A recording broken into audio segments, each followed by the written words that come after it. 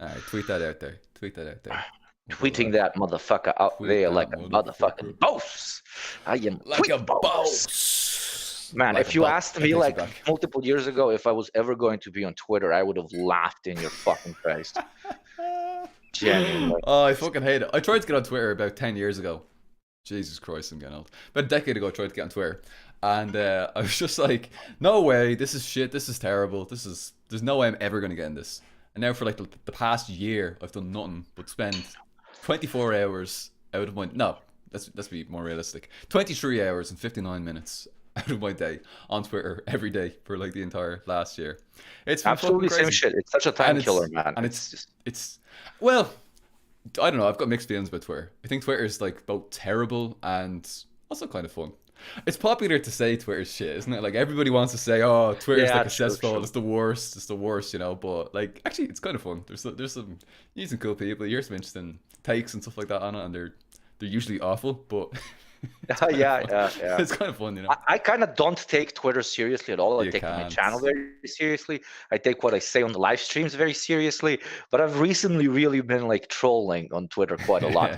Like I don't know who it was, but it was some like it was a meme about like four people and you gotta kick one out, Oh yeah. and one of the people in the picture was Stalin, right? So I Mm, made this little like somebody wrote, I'm not a big fan of Stalin, and I had to make the joke underneath, and I'm how like, dare you? Marxists should not be fans of Stalin. We should be expedient. I'm very funny, and a Mm. lot of people didn't get the joke. Like they Oh were yeah, like, I "Oh, didn't you get hate it. Stalin." Yeah, You because know why I didn't get you it? don't have Because a sense of humor, motherfucker. we That's say your problem. because we say Stalin because it's like quit Stalin. Stalin. Yeah, we say Stalin in Ireland. Like if you say like we say Joseph like Stalin rather than Stalin. Like you're stalling the car. So when I read it out, Ah, I was like, oh, that doesn't make sense. Wait, what? Wait, Yugopnik anti-Stalin is confirmed. What the fuck? And I was like, oh, yes, it's a joke. I am against being slow. You should try and do things very quickly. That is my ideology. Yeah, yeah, So yeah, I yeah. think So we're I can live. understand. You can say hi to the people or whatever. How are you getting on, comrades? Good to see you all there. Let's do a little shout out to the people in the chat and see how everybody's keeping. Real Politics, The Partisan, Chris P, Sassy Mates, Key to the Fields, Anarchitty, good to see you again. Comrade Roman, the King has returned. You'll have a stroke reading this. I love reading that. Socialist Swan, Mira, Quindy, exclamation mark. Excuse me, question mark, exclamation mark, question mark. Jake English, Slav Squats, Martin Barkov, there's the champion there, the masturbator. The masturbator. The I love partisan. that one. I know. Oh, yes. BAIT. The partisan, Destoya, Jacob Weber, Sassy Mate, Duce Necromancer, Lee Flex, Pure Productions, Sassy Mate, Barton Mank. I'm going through this. Gonna be doing this for hours. How are you getting on? It's good to see you all there. We will be doing Q&A throughout basically the entire stream here today. So so we can just vibe and have some fun. We don't have any like strict topics to talk about this evening. We're going to talk a little bit about this year and how fucking crazy it has been to live through what is like essentially the fucking plague. And basically how our years have been. Do a few Q&As throughout. We'll be taking them Q&As as they come up. I'm going to answer them as we're able to. But of course we're joined by the returning Yugopnik. Comrade Yugopnik, would you like to say a few words of introduction? Absolutely. In case? But first of all, you are joined with me. I'm not joined with you. I don't know. I thought the jokes What? sounded a lot funnier in my brain. I apologize. I'm not even drunk, so I have no excuses. But There's yeah, no what's up, excuse for not guys? being drunk. That's what I say. Fuck you. Yeah. So what's up, guys? It's always a pleasure being here with Paul. In the off chance that you don't know who I am, man, that sounded like very posh. Oh, in the off chance you don't know who I am. But yeah, Perchance, I run a sir and channel on madam. YouTube. I make videos about capitalism and socialism. Check me out in the links below. I have a Patreon in case you want to support me, or if you don't want to use Patreon, you can always use this beautiful, beautiful super chats over to the right. Paul always makes me be the shill. Just FYI, guys, I just so do, you all yeah. know. I always have to say this shit. I don't want to say this shit, but a lot of people don't know that super chats exist, so I have to shove it in people's mouth of like faces. And yes, I've started kind of showing off my drip in my dad bod recently, so it's not just a static image of a random dude. I hope you like my my Christmas sweater. I I dressed up specifically for the stream. This is not a narcotic, YouTube, just so you know. This is just a normal little cigarillo. And other than that, yeah, let's have some fun. Let's answer some questions. Let's talk about how COVID has been influencing our lives towards 2020. I can do a very quick recap for me Yeah, if you go for wanna. Super quick. So the fucking year starts and it's pretty nice. it.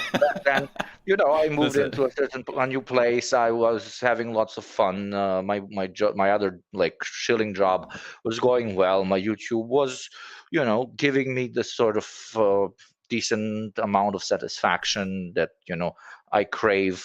At least it was a very good creative output at times. And then COVID started. The country I was staying in had very, very strict restrictions in the beginning. Thank God I never caught the virus myself. I did have multiple friends catch it, but all of them survived it.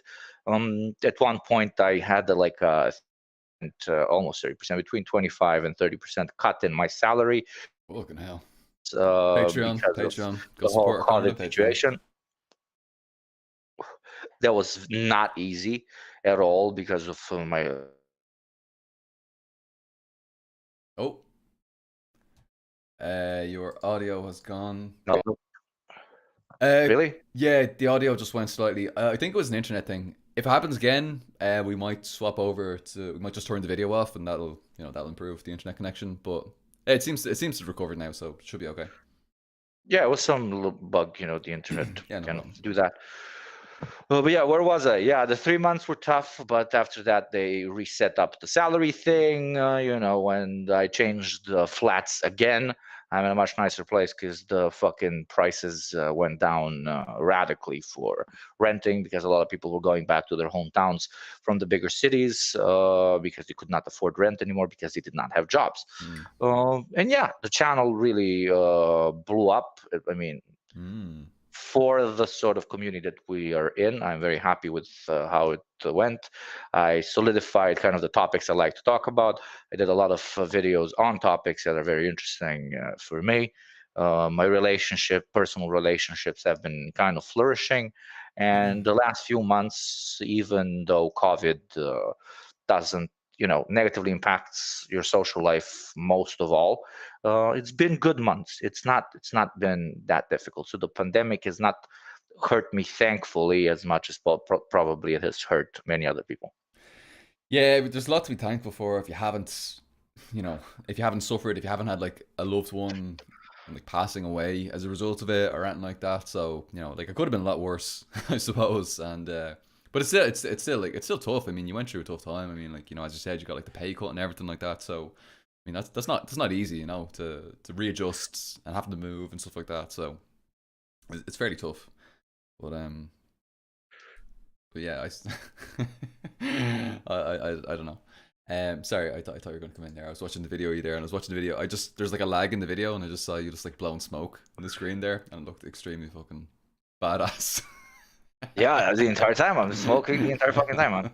I don't think my wife would be very happy about that. If I was just like lighting up cigars here, I think she'd be quite upset about the carpet and You the don't have the curtains. Slavic swagger of convincing. I'm using the word No. convincing very liberally here. Your partner about smoking inside. Mm. By convincing, I literally said I am smoking inside, and she was like, "Okay, you're smoking inside," and that was it. Oh shit. Chad Yugopnik, Virgin Paul. Virgin Paul pleads with wife. She says no. He accepts. Chad Yugopnik does it This is a anyway. dictatorship of the smokers here in this motherfucking house. Now she's been a smoker her whole life, so I think that's why she's not that Mm. much against it. Yeah, And makes it's not a sense. cigarette, so it's not as bad. Yeah, yeah. I just want to say thank you very much to a couple of comrades in the chat there for super chats. First we had Aman, Aman, Amen, Aman, I don't know. Who says yo? Thank you very much, comrade. And the mighty Anarchitty has returned. Is the Bleach manga based leftist theory? Also, happy Thank you holidays, for the friends. donos, guys. Thank you, and happy holidays. Have you read Bleach, Yugopnik? I don't know No, much. no, but I Everybody have talks about friends it. that watch the anime, but Mm. no, I'm not an anime person. But if you like it, Anarchy, it's probably very, very based and commie pilled. So, I trust your taste. Mm. Yeah, absolutely. We'll trust them. Yeah, thank you very much. Yeah, my year's been something. It's strange because this is the year where I've probably had the most kind of like random little illnesses and sicknesses, and I've been in and out in hospital more this year than any other year. But it hasn't been with like COVID or anything like that. So I mean, there's that at least. So I just I feel like probably like half an hour before the stream, I just like took a few notes of like everything that happened this year, and it's been kind of a weird one for me. Some highs, some lows. I started the year out of work due to the workplace organizing efforts that I was That was involved so in fucked last year. up, man.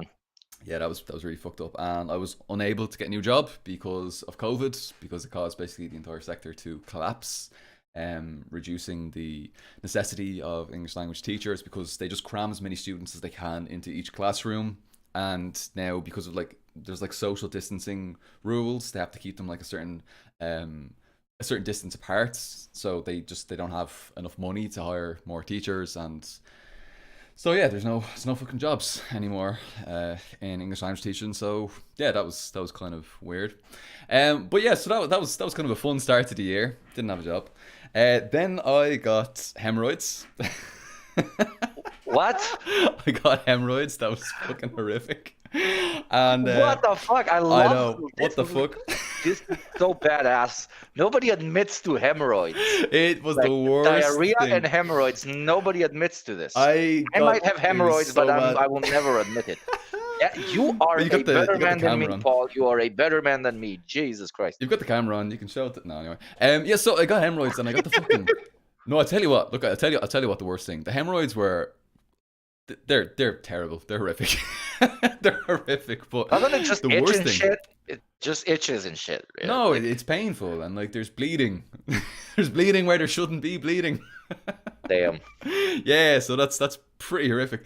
But I'll tell you what was even worse. They gave me a fucking. I had to get a colonoscopy at one stage. I'll get into this a little bit later, but like I had to get a colonoscopy, so they had to ram this snake with a camera at the top of it up my arse, and so And you realized you liked it, and really I nice. was hoping, I would, I was hoping that it would awaken something in me, but no, I'm afraid it didn't. And here's the thing, right? I'll tell you what, it was the worst experience of my life because they send it right up into your fucking large intestine, like all the way. It's really crazy. You can feel it going all the way inside you, and You can usually actually you feel it can like feel it. out, like Yeah, in the butt, okay, but in your exactly. like In your intestines. intestines. It's That is so insane. fucked. Here's the thing. I thought they were going to give me something like to make me pass out. And they did. They gave me some kind of sedative, but it didn't work. Maybe it's because of the alcohol problem. Maybe they're like maybe there's like a cross tolerance thing. I don't know. But literally, it didn't work. I was fully awake, fully conscious, and it was so painful. They didn't give me any like pain, anything to do with pain at all. So I felt the whole thing just ramming all the way in there, all the way That around. is messed Oh up, my man. god! And it's not like they're gentle and slow either. It's You like this. literally got your guts moved around. It's I don't know. I can't even describe it. It's horrific. And they show you there's a screen in front of you the whole time as well. They show you your insides. Like there's a little video screen, so you're like watching like, oh, there's last weekend's curry.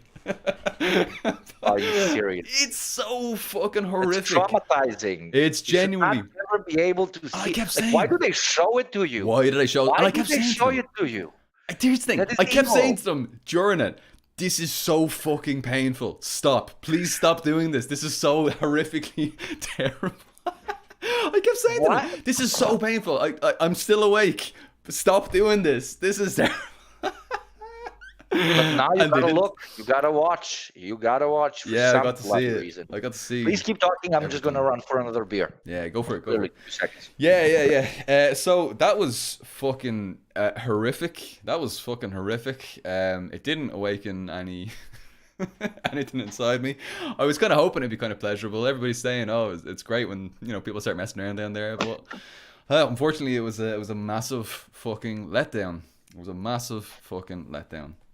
And that's not the only hospital incident I had this year either as well.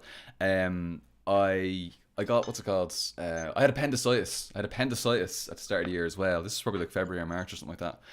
And so I had to get an appendectomy or appendicectomy.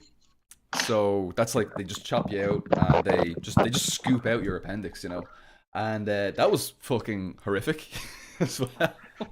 That sounds absolutely messed. It was so crappy. It was the worst thing. Actually, I don't know if this was as bad as the colonoscopy, but yeah. So I got the surgery to get my appendix taken out, and just for like the weeks after, I couldn't move. It felt like it felt like because they open up like your full like gut basically, and it sort of feels like afterwards like they've kind of taken you apart and put you back together incorrectly. That's what it feels like. They've taken your body apart piece by piece, and they've just sort of incorrectly, taped you back up, and you're just like, oh, there's something wrong here. There's something wrong. My body parts aren't fitting right. I can't sit up. I can't stand up.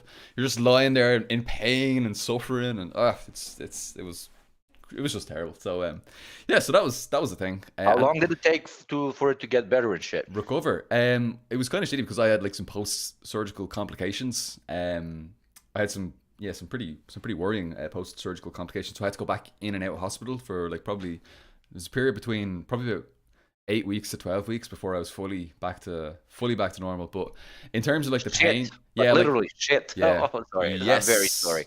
I think we're close enough that I can laugh at your problems. This is different. There's a culture in Eastern Europe. The closer you are, the more you can laugh at other people's. Yes, definitely. That's same problems. I hope this is different actually. This is different. This is I'm talking about the appendicitis. This is the appendicitis now. This is the appendectomy. So this is a slightly different one.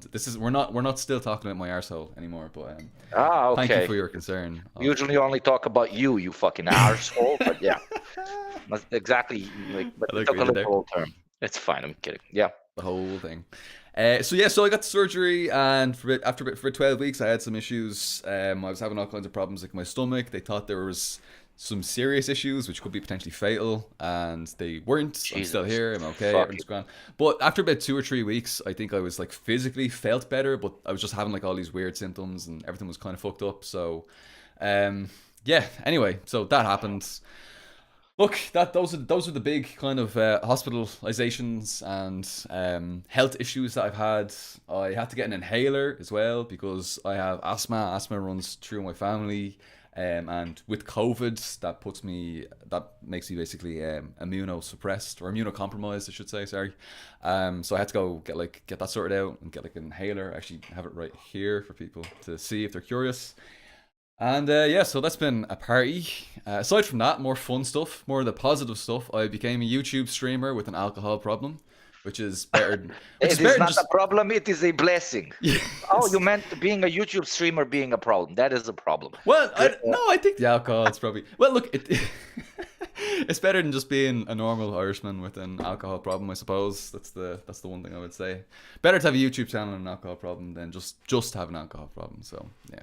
No, my friend, I disagree. That's like saying it's better to have a Coke problem and an alcohol problem.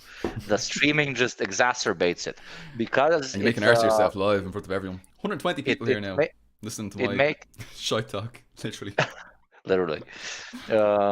Because of the streaming, you are surrounded by individuals like myself, which continue your alcohol problems. So I think it is a linked issue. Yeah, definitely. We're if anything, it's probably gotten worse since we started. You and I, in particular, started hanging out, and I think that's kind of rubbing off on other people as well. Good. Alcohol gang rise up. Fuck yeah. Yeah, definitely. As I said on my live stream, as long as you drink to make the good moments even better, that's fine. But when you drink in order to run away from problems, that is not хорошо, друг товарищ. That is not хорошо. That is my logic in life with pretty much everything. Absolutely. You're dead right. I don't know. I feel like drinking alone is kind of where I'd probably draw the that's my thing. Kind of, I don't like drinking and watching like films or anything like that either. It's very much like a social. I don't get that. Yeah, I don't understand that. I want to concentrate on the movie. Like, what the fuck? Yeah, this is exactly. Yeah, just like, wait, what happened? What happened in that? I can't remember. So yeah, that was kind of it. I became a fucking streamer. That was a fucking thing that I did. Patreon took off. Thank fuck for that. I'm delighted. People have actually supported Speaking me. of I've been which, able. super chat. Speaking of which, Super super chats. chat, Yes. money, money, money. Yeah, no, and genuinely to everybody here who's supporting me on Patreon, I just want to say thanks very much. It's been an unbelievable support. I'd be absolutely fucked out because I don't know what I do. So, listen, thanks very much. I really, really appreciate that. And yeah, that's it. I don't know. I'm not very good at like saying thanks or being nice. Like Irish people, like when we appreciate someone, it's generally like we give them like a pleasant, friendly insult. We call them fucking dickheads or something like that, and it's not really appropriate for me to be like, "Thank you very much, Patreon supporters, you fucking dickheads." It's not a great way to be going about this, but yeah, whatever the highest form of compliment you have in your respective countries, that is what I mean for you.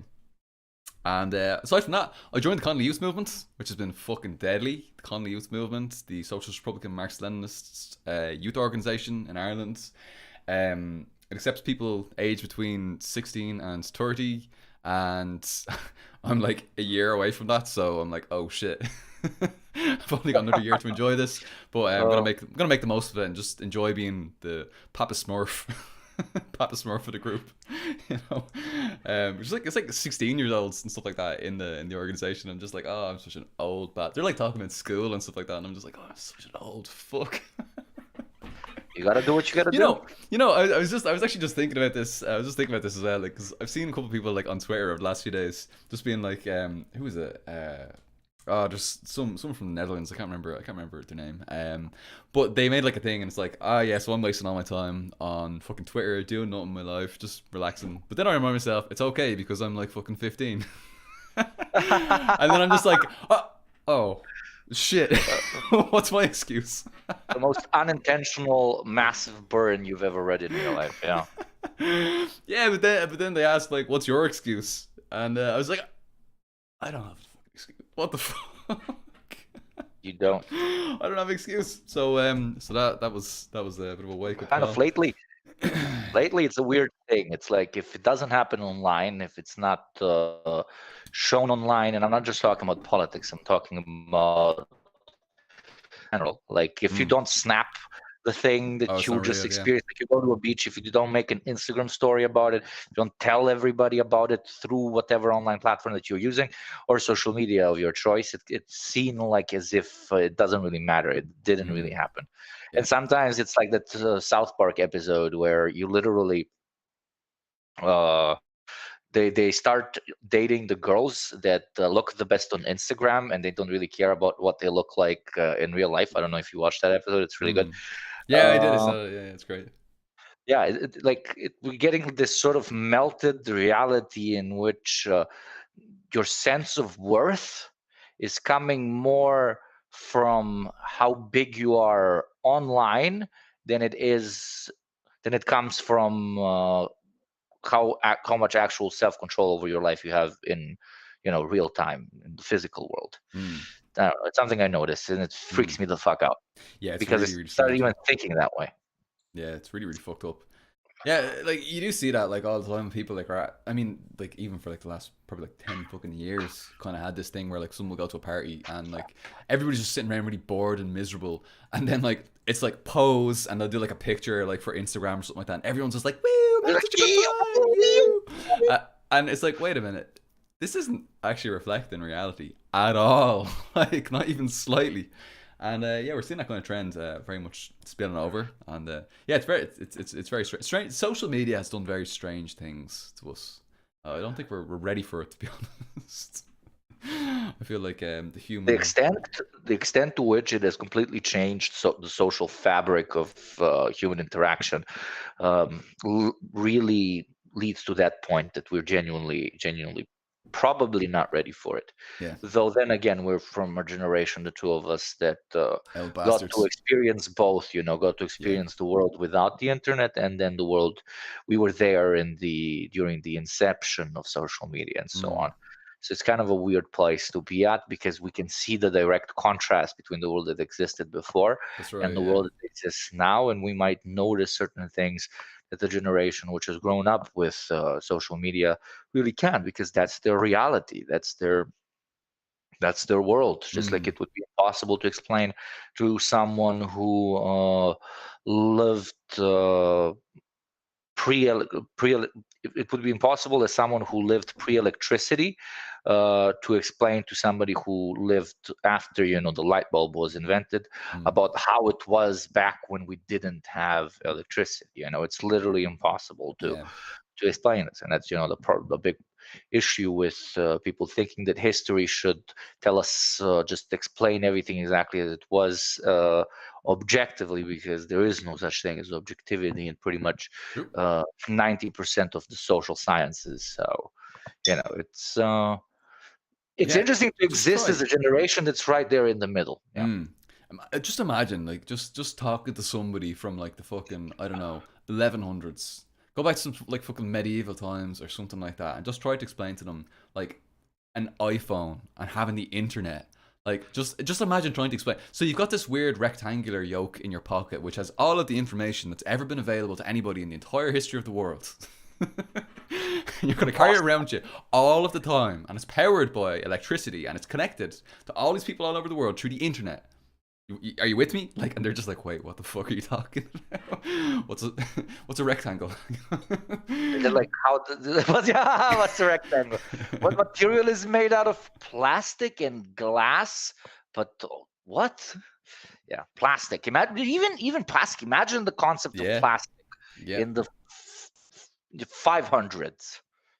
yep, yep. It's absolutely out of your mind. And you know what else Out is of you know what else is really weird? I noticed. Here's something I noticed. Right, my sister has a little toddler, like about 2 years old, and she, Oh, yeah, she's adorable. But thing is, she looks at, like, she gets a phone in front of her, and it's like so natural to her. Like everything she does with it, she knows it to like zoom in and scroll and swipe and do all. And she's not like on the phone all the time or like on tablets or anything like that all the time. Like they like the parents try to keep that away from her, but it's almost like, do you know how like little kids? I think it's before the age of 13 they really naturally pick up language, but then after that it becomes more difficult.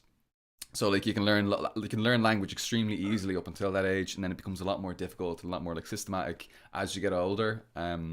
It seems to be like that's happening with like technology with kids. Like they've for adapted to it sure. so quickly, and it's so fucked up. I'm still there. Like I put on like a glasses and I'm just holding it away from me, and it's like the www. Let me get onto the YouTubes. And I can't. I don't know. Like I feel like I'm about 2 decades behind the times when it comes to all this sort of stuff. Like people are on like fucking TikTok and all this now, and I still can't. I still haven't even caught up with fucking Vines. Like I still Vines are still like space age shit for me. And I was actually complaining about TikTok to someone recently. I think it might have been Socialist Swan. Maybe I'm wrong in that, but I think I was complaining to Socialist Swan about TikTok recently, and he was like, "Oh yeah, we should just go back to the classic Vines." I was like, "The classic Vines? Vines are classics according to this." And You like, really are a boomer. I what the am a fuck? boomer by age, but you He's are like a 20. boomer by mind My as well. soul. Oh God. Oh, I still haven't. I'm still. I don't know. I'm always like a decade behind. I'm still in the 70s with my fucking musical taste. By the way, another thing I did this year was get a fucking awful Beatles haircut. Speaking. No, it's fine. It's fine. I was expecting you're gonna go full on like short hair, undercut, I look like an couldn't. alt-righter. Because in real life, I kind of like my haircut is kind of like. But I hated that about the U.S. They even took our haircut and they were like, "Oh, that's an Yeah, alt-right haircut." some bullshit. Dude, it's just an undercut. I have like my head is bald beyond on my sides, and I have hair on top. That's Nazi. Reverse. No, you're a Nazi. Your hair, you look like a Nazi. So the Nazis own hairstyles now. Okay, good for you. We gave them the swastika. Now we're gonna give them hairstyles as well. Good for you. Yeah, that's how we should fucking do, Yeah. stupid motherfuckers. But yeah, that aside, what were we talking about previously? Oh, we were just talking shit about technology and how we're such Yeah, fucking boomer. technology. And You by know the way, what's changing? on that note, I want to say thanks very much to Martin Barakov, who's pointed out Boomer, Yugopnik, and Paul. Red salutes. Absolutely. Thank you, Happy Martin. holidays. Спасибо большое. Hvala, merci, благодаря, and all of the other languages. But yeah, you know what scares me? Mm, I don't know. I don't know about you, but I want to have kids one day, for example. yeah.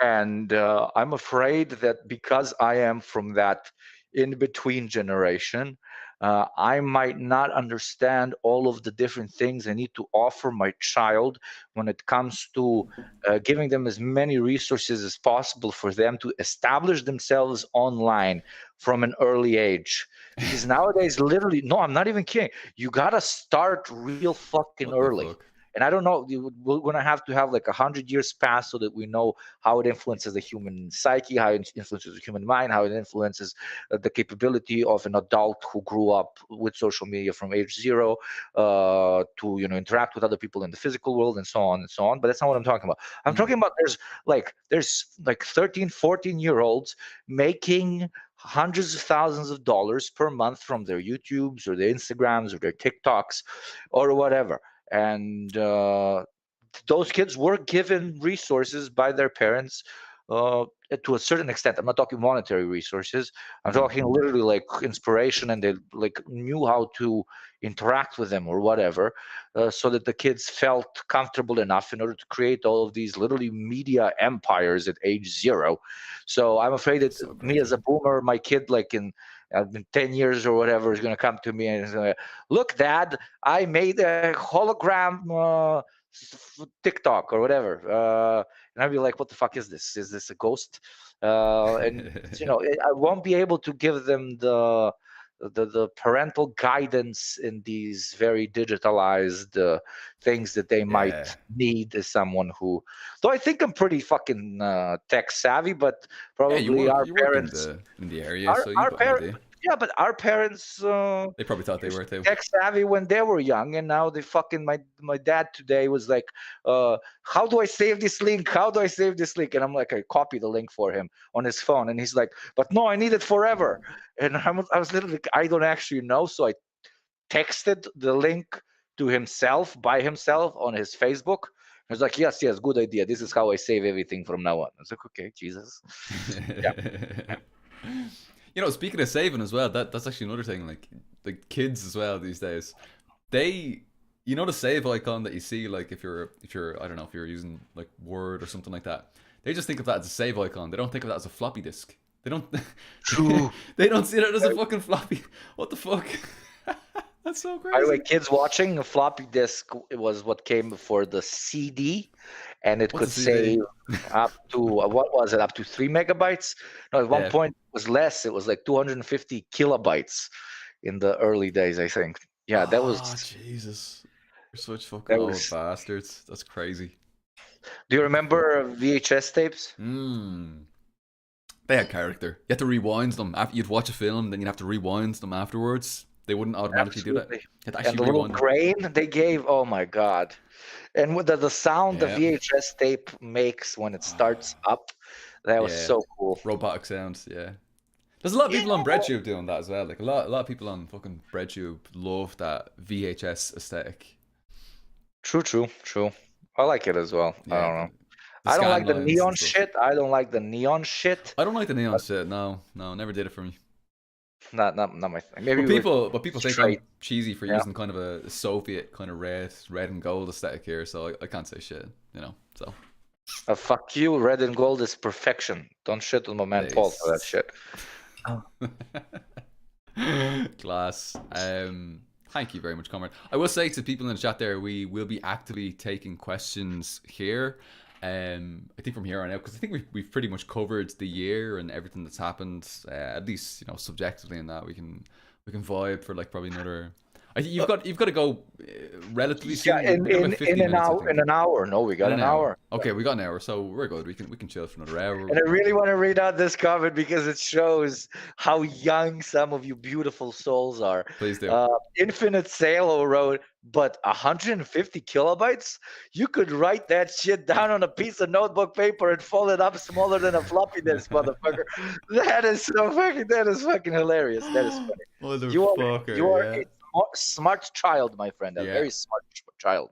Jesus Ah, Christ, that's hilarious. that Do is you remember? funny. Do you remember like when computers started? They'd be like literally like a few rooms wide, just like a few rooms, and you could get Yeah. like 2 kilobytes on it or something like that.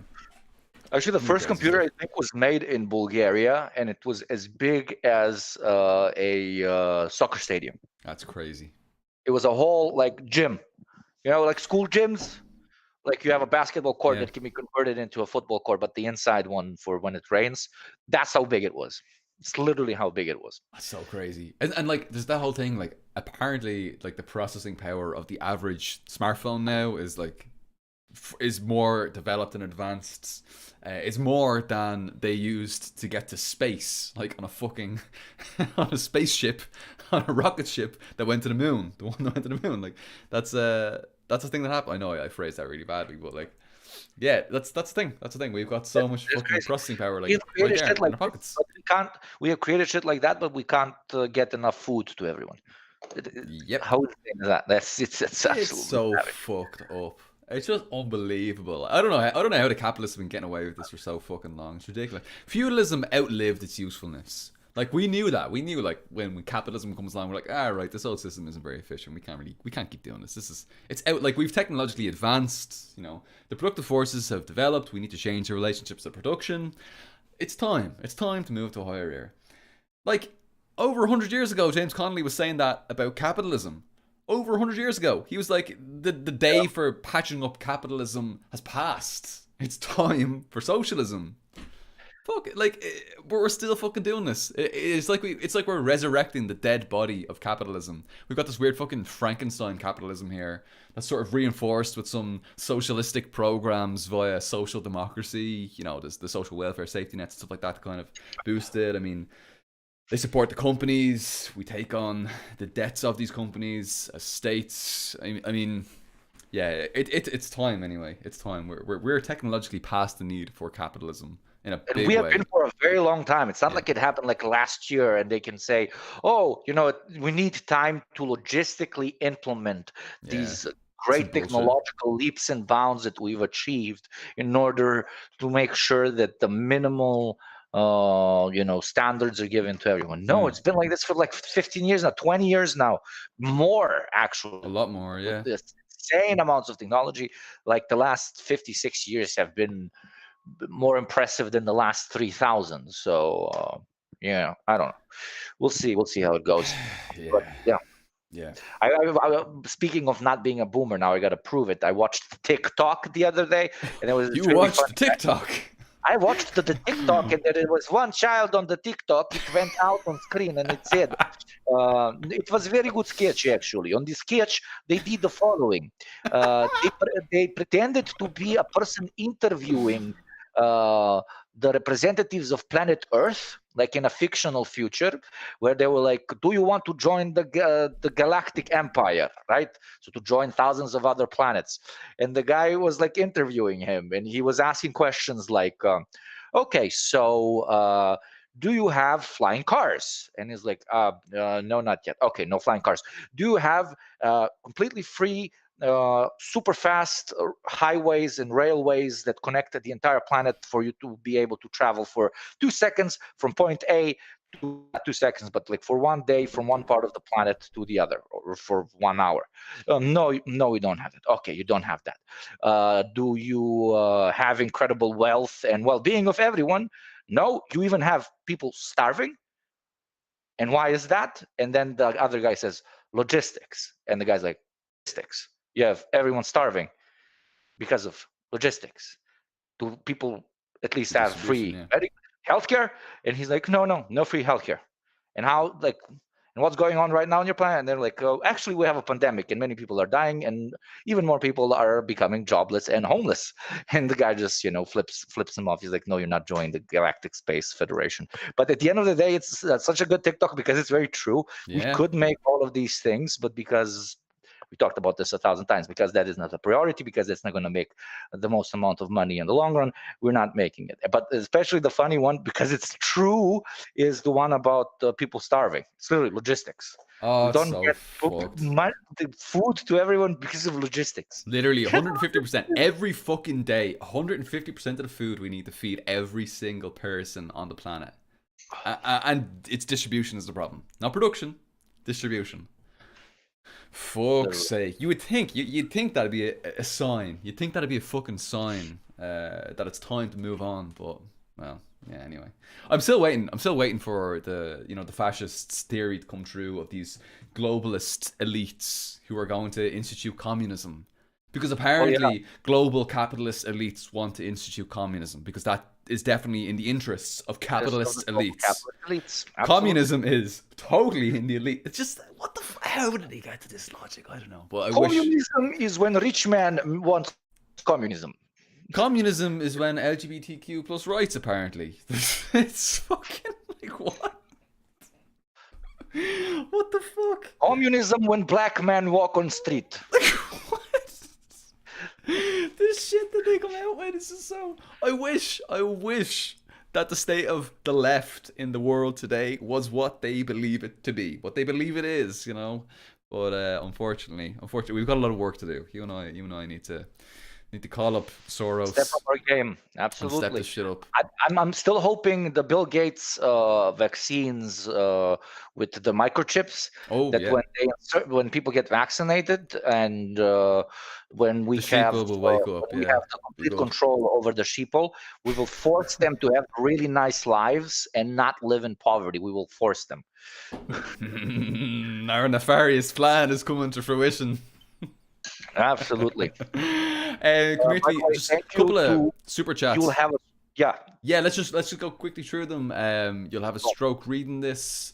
Thought on Soviet wave. It's vaporwave, but with Soviet. I love Soviet wave. There's like there's a few like 2 hour long of Soviet wave thing, and it's so fucking beautiful. I love listening to it. Do you have any thoughts on Soviet I wave? have listened to Soviet Wave since it fucking started like 5 6 years ago as a majorly common aesthetic, and labor wave in general. When you write labor Yeah, wave, it like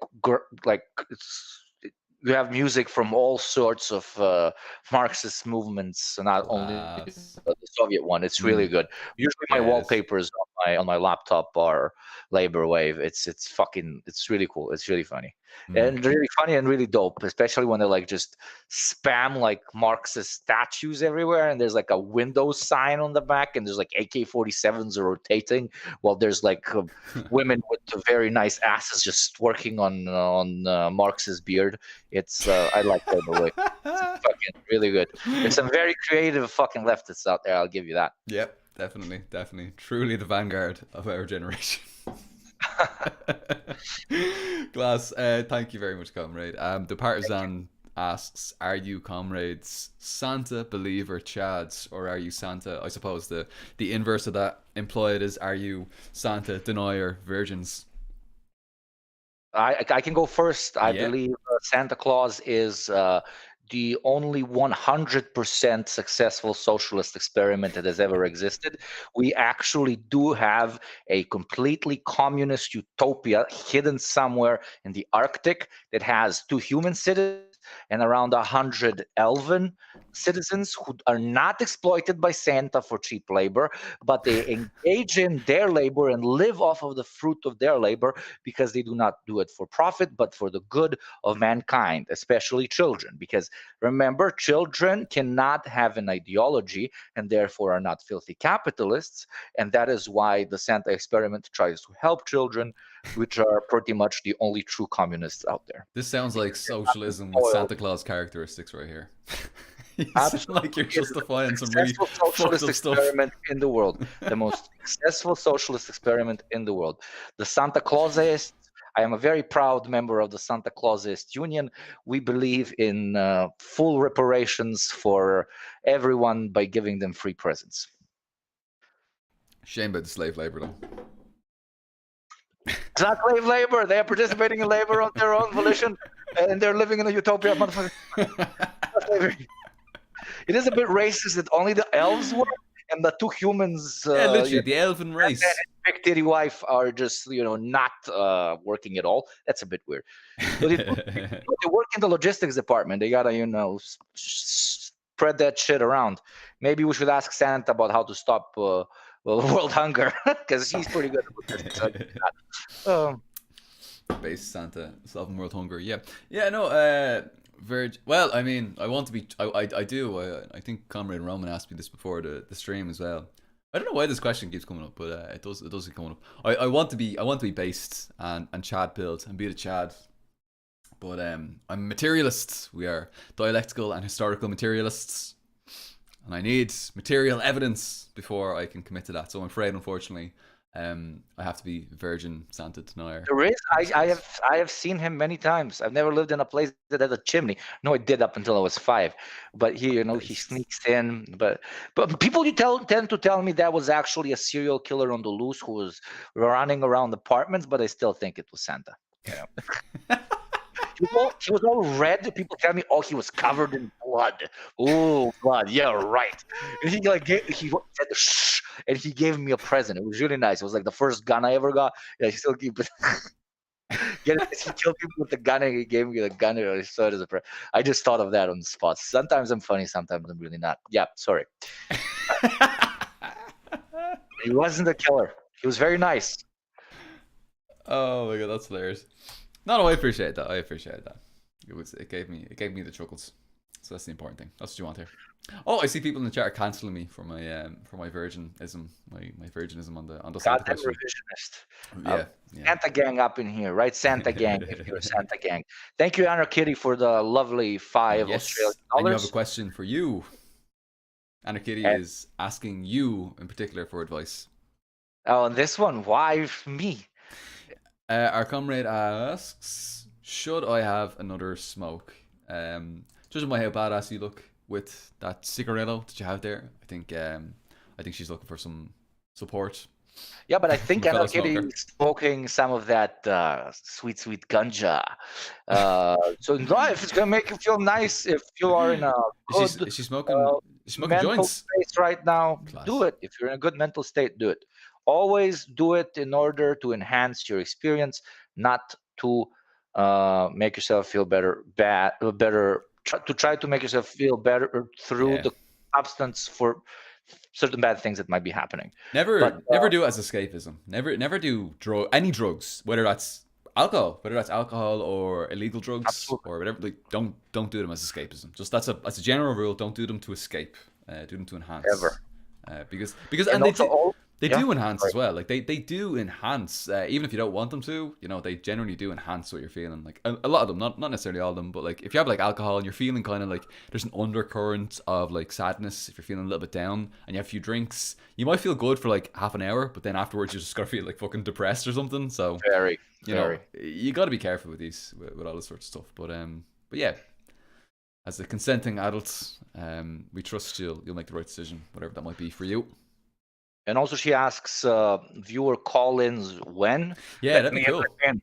That'd be cool. And Should you we? would be one of the first ones to go in. We could, we Yeah. could definitely make that happen. Especially now that we're not using Google Hangouts anymore. We're using Google Meets, and Google Meets is like a thing where we can accept or deny entry to the call, which is kind of useful. So, yeah, we can just deny people if we don't want them to fucking come into the call. Basically, he's saying we will do it, but we'll just say we'll do it and then not let anyone in. And then not actually let anybody in. We're like, Yeah. no, they're dickheads, not in Say connection problems. Connection problems. It's Stalin. Stalin's fucking up the internet. We're Or out. Stalin calls. Yeah. Stalin calls up. Yeah, definitely. Great, thank you. And is that two? Was that two, or did I just take that down twice? From Anarchy. No, Anarchy just asked once. Should I have another smoke? Yeah, Wasn't it? yeah. Okay, that's just me. Yeah, yeah. That's just me drunk. Okay. Oh, and kosher white wine, by the way, is here. So kosher white wine, you fucking Yo, yo. badass. You're coming on at some stage. Kosher white wine actually has a TikTok, is a TikTok star, which is very cool because I think our comrade will be able to teach both Yugopnik and I. How the kids do it these days? How the kids do it? No, I actually. How are the follow kids you. TikToking I these was- days? These days, the kids on the TikToks, they're doing the talks and the ticking and the everything. The tic tac toe. That was a thank you talk bit there that I saw. That was hilarious. Doing the tickies and doing the talkies. Back in my day, we used to call that schizophrenia, but okay. Ticking and talking everywhere. Oh, it's hilarious. Homework girl asks Yugopnik and Paul, are you guys going to do an NYE live stream? New York. Oh, New Year's Eve. I thought that was like a New York thing. New Year's Eve live stream. I didn't have it planned actually for New Year's Eve. I don't think we have it planned for that. We haven't got it written down anyway. No, but contrary to popular belief, I do have a life. You're going to be partying and having a real life, and I'm probably just gonna be relaxing at home, taking it easy, Yeah, crying you do you. You do you, that I Paul. don't have a life. You do you. Yeah, no, I don't know. I might jump on. I might jump on at some stage. I probably will do a couple of live streams between now and then. Anyway, if I get like an hour free here and there, just jump on, have a beer, do some quick Q&As. If anyone's free, if Yugopnik's free, if any of the regulars are free, just jump on and do a stream and chill out and take it easy. Might do something like that over the next few days. We'll see how things go. Sounds good. Yeah, well, it just depends. It depends on if people are available. It'll probably be kind of at short notice, but yeah, we'll see how it goes. Let's see. Valti M says the problem with world hunger is not distribution; it is will. In every corner of the world, you can find Coca-Cola, but we can't use the same logistics to solve world hunger. Yeah, but it's the will to distribute. You know why? Why do we distribute? We distribute for profit. Now that's under the system that we have here. We produce for exchange value. Right? It's like no, it's a really good point. It's actually a really, really good point. Like when we talk about like it's the way it's because people don't want to. It's not like we're not able to distribute. We are able to distribute these all over the world, as you said, like with the Coca-Cola example, we are able to. But the problem is that we produce for exchange. We don't produce for use. You know, we produce for profit, and it's not profitable for us to feed all these people. It's kind of like when you look at like homelessness under a capitalist society. That's good. Like a capitalist society wants homelessness as a way of as a way of pushing people to go to work, you know. So it's kind of convenient for a capitalist system to let people starve and let people suffer It because really is. that's a driving force, you know, to enhance your reserve army of labor, you know.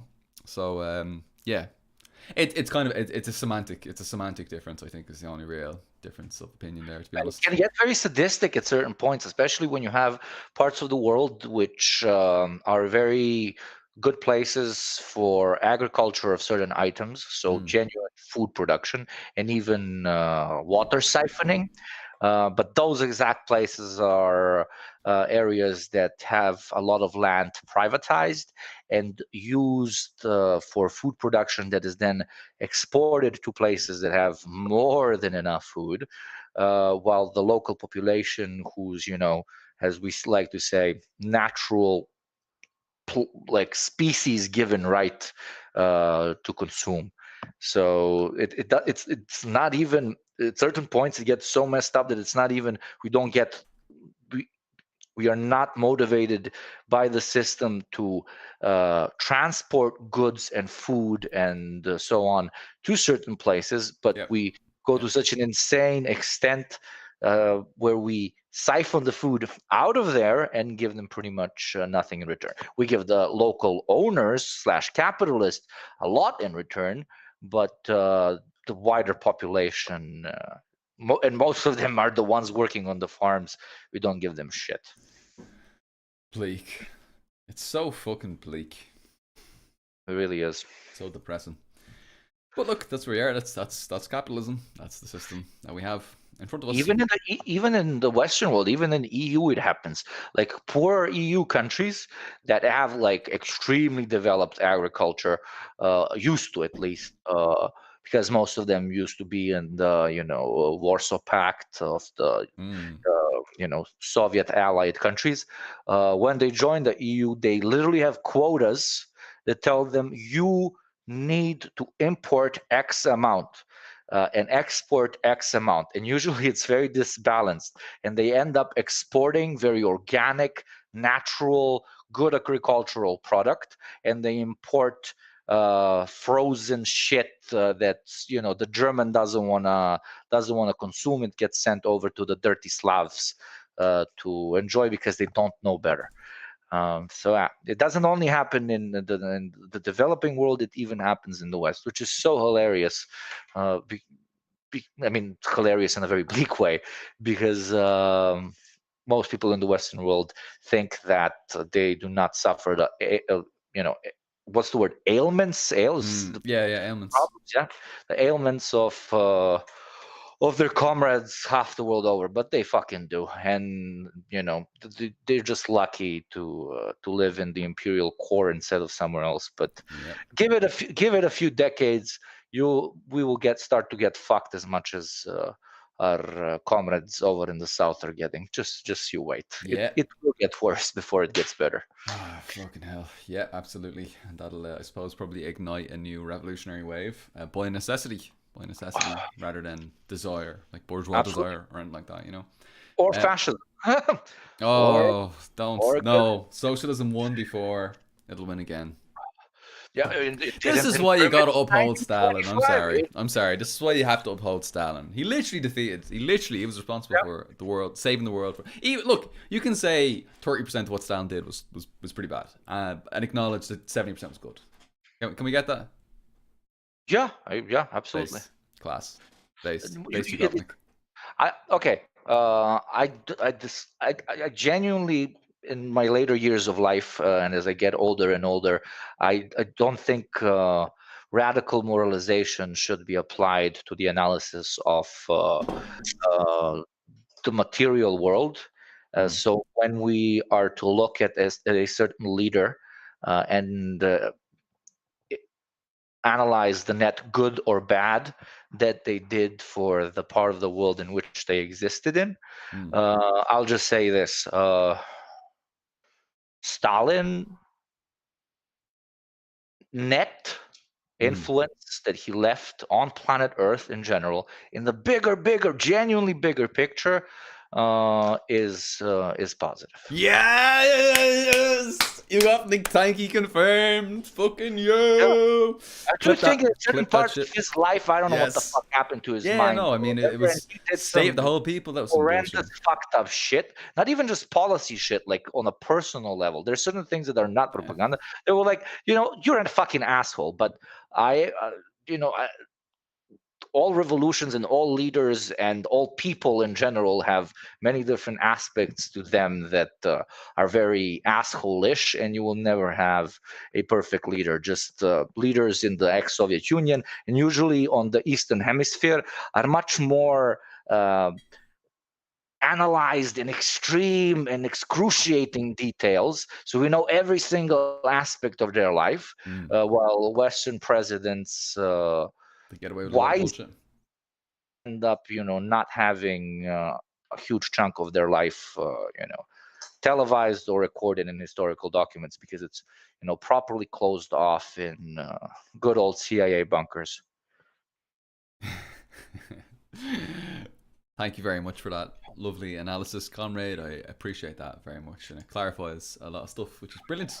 A comrade in the chat there, Aaron Nambiar. How are you getting on, comrade? Good to see you again.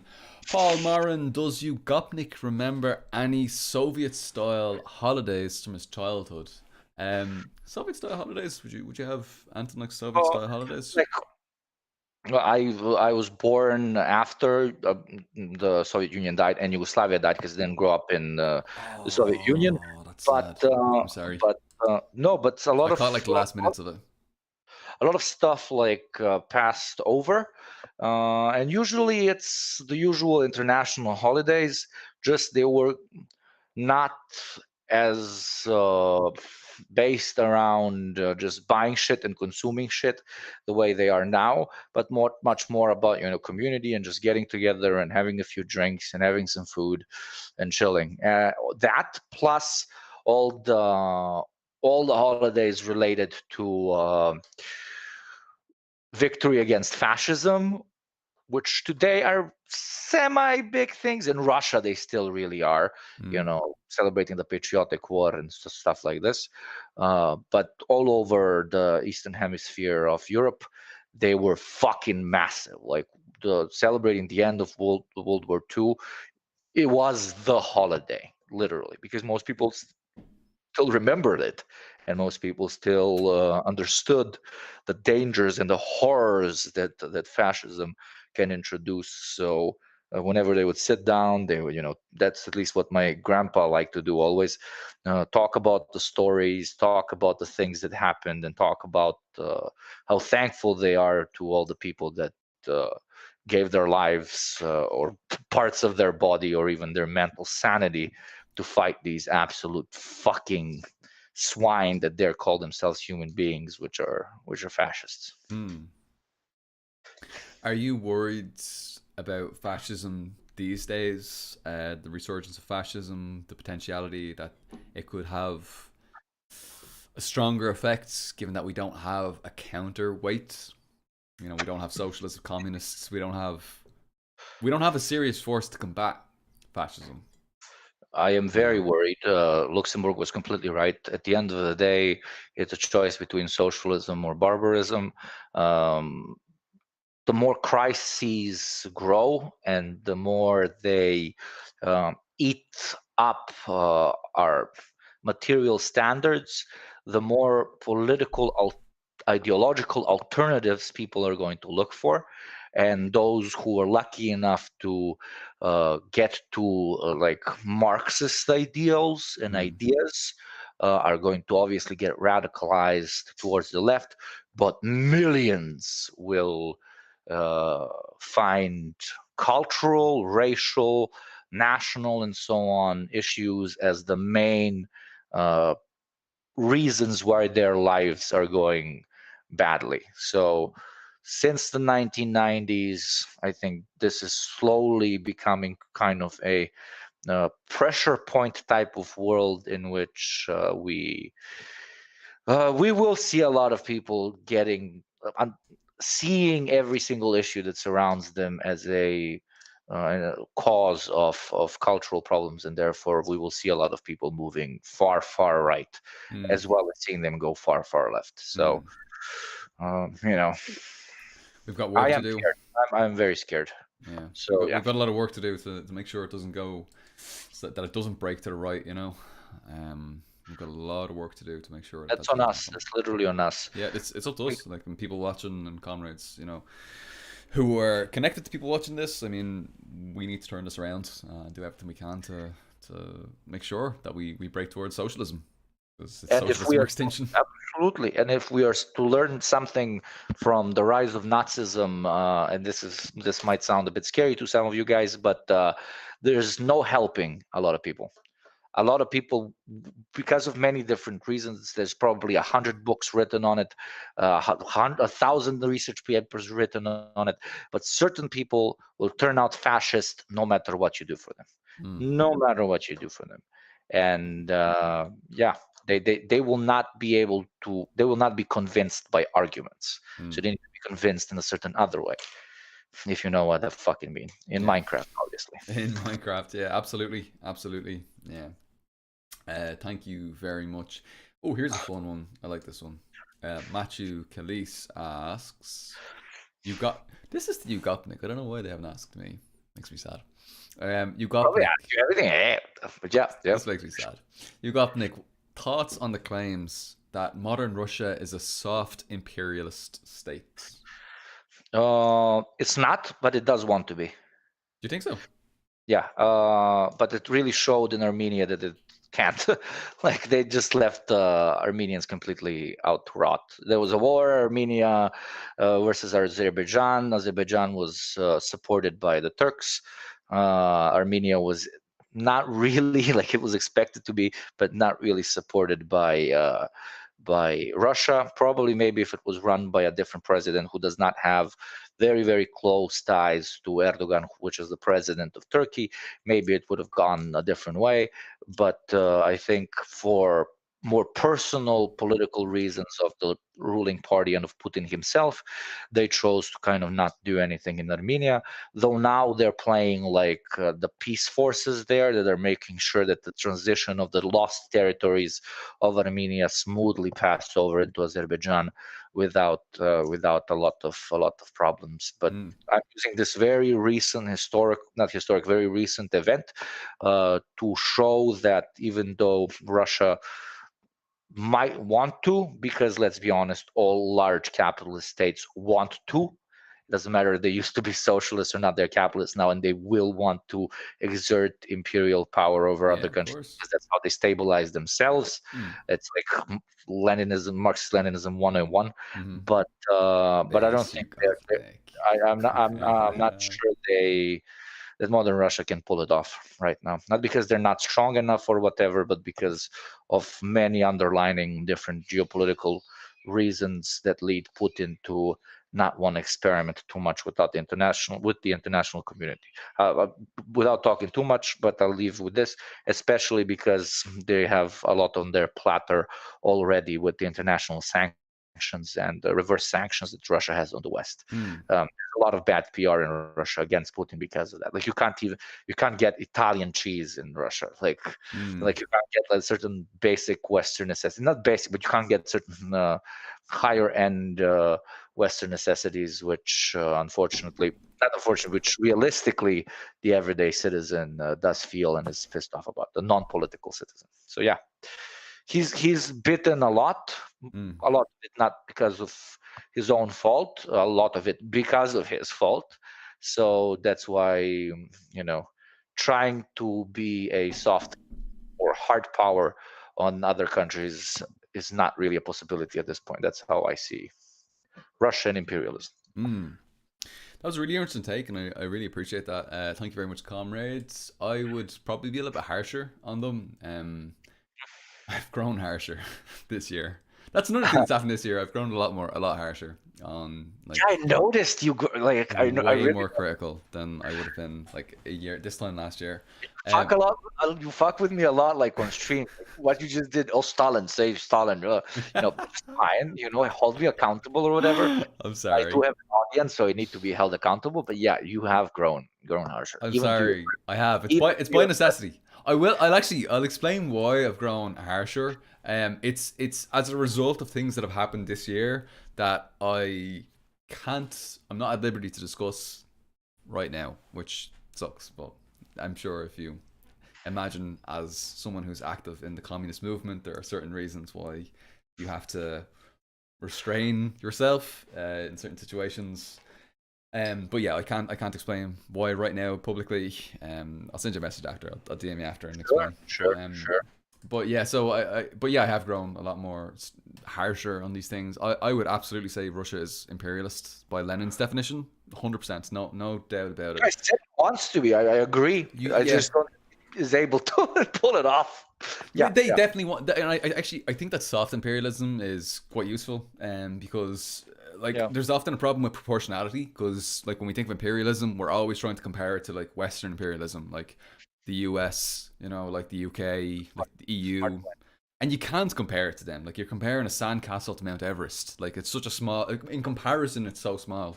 But it is still there. I mean, it is still like the five characteristics of imperialism. I mean, you are still seeing like monopolies within the Russian Federation playing a decisive role in economic life. You're seeing there is a financial oligarchy pulling the strings throughout society. They do still have the export of capital. They do participate in international capitalist monopolies, and of course, they have participated in the territorial division of the whole world, and amongst the greatest capitalist powers. And they're part of that. They are one of the greatest capitalist powers in the world right now. So, like, no doubt about it, they tick every box in a very low level way. I should say it's nowhere near the same level that like the United States would be at. But yeah, definitely, certainly according to like Lenin's criteria for imperialism, I would say yes. True. Yeah, so yeah, sorry, that was really harsh. I shouldn't be I shouldn't be so harsh given that it's the lesser, it's definitely the one of the lesser evils in the world today. And I try to give them shit. It feels weird for us Marxists whenever we look at Russia to kind of criticize it because Yeah. like our subconscious, it's still the place with the biggest socialist experiment of all time. So you kind of feel you take it personally, even though you should Mm, not. that's Modern right, yeah. Russia, beautifully amazing Russian people and culture and everything, is a capitalist state. So it should be treated and discussed as harshly as any other capitalist state Mm. because it is. Well, look, yes. I would say, however, that the way we talk about these questions among ourselves, among communists and socialists, is probably different to how we're going to talk about it Oh yeah, I know to where like, you go. you know, do you know Yeah. what I mean, like with liberals or with conservatives and stuff like that. So like with liberals and conservatives, I'd be probably like downplaying it. I'd be saying like, you know, actually don't be so harsh on like Russia or like or China or like any of these other countries, you know. There are progressive elements there which are definitely better than like Western imperialism, you know. um Absolutely. when it comes to ourselves, like when it's us, when we're vibing like in communist circles, then I think in those spaces, like here, I would say that this is one of those spaces. You know, we can be a little bit more open and honest and critical in our analyses in these kind of situations.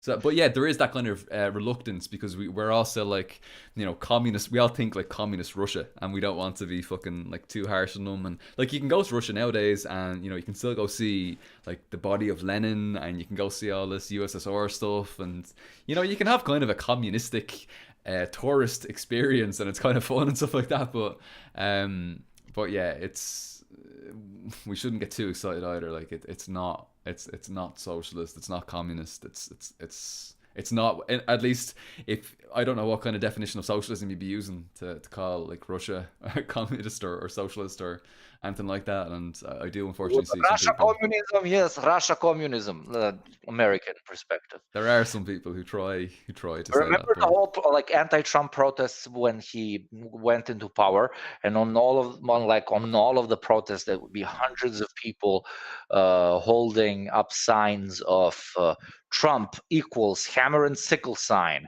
Do you I want fucking this? wish. Because, yeah, I wish, because the Russians interfered, which means communism, and it would always be these liberals holding it up. But yeah, you made a really important distinction here, extremely important distinction, which I'll just like in literally one sentence. I can dislike Putin Mm, while at the same time not wanting a pro-Western president to replace Putin. Okay, absolutely. you Yeah. know. Yeah, absolutely. Yeah, that's a really, really good point. Like, this you can have serious like that's another thing. But people were a little bit weird with me when I did that stream about Belarus and Lukashenko and stuff like that. Yeah, Because obviously I'm against a color revolution and a further right wing sort of yes. revolution happening there, like a neoliberal revolution happening there, and the leaders of that movement in Belarus were neoliberals, Entrepreneurs, man, and really entrepreneurs, businessmen, small little boys. Yeah, YouTubers, all kinds of stuff. Like they were definitely way further to the right economically than Lukashenko is. and most of them political imbeciles, like with Yeah, absolute it's no clowns. knowledge and anything. They're like, oh, guys, most of them are like, oh, I just want to be able to buy fucking Gucci. Like, that's why For fuck's sake. President bad. We want more Western. Yes, more McDonald's. Fuck the people's McDonald's. Yeah. Yeah.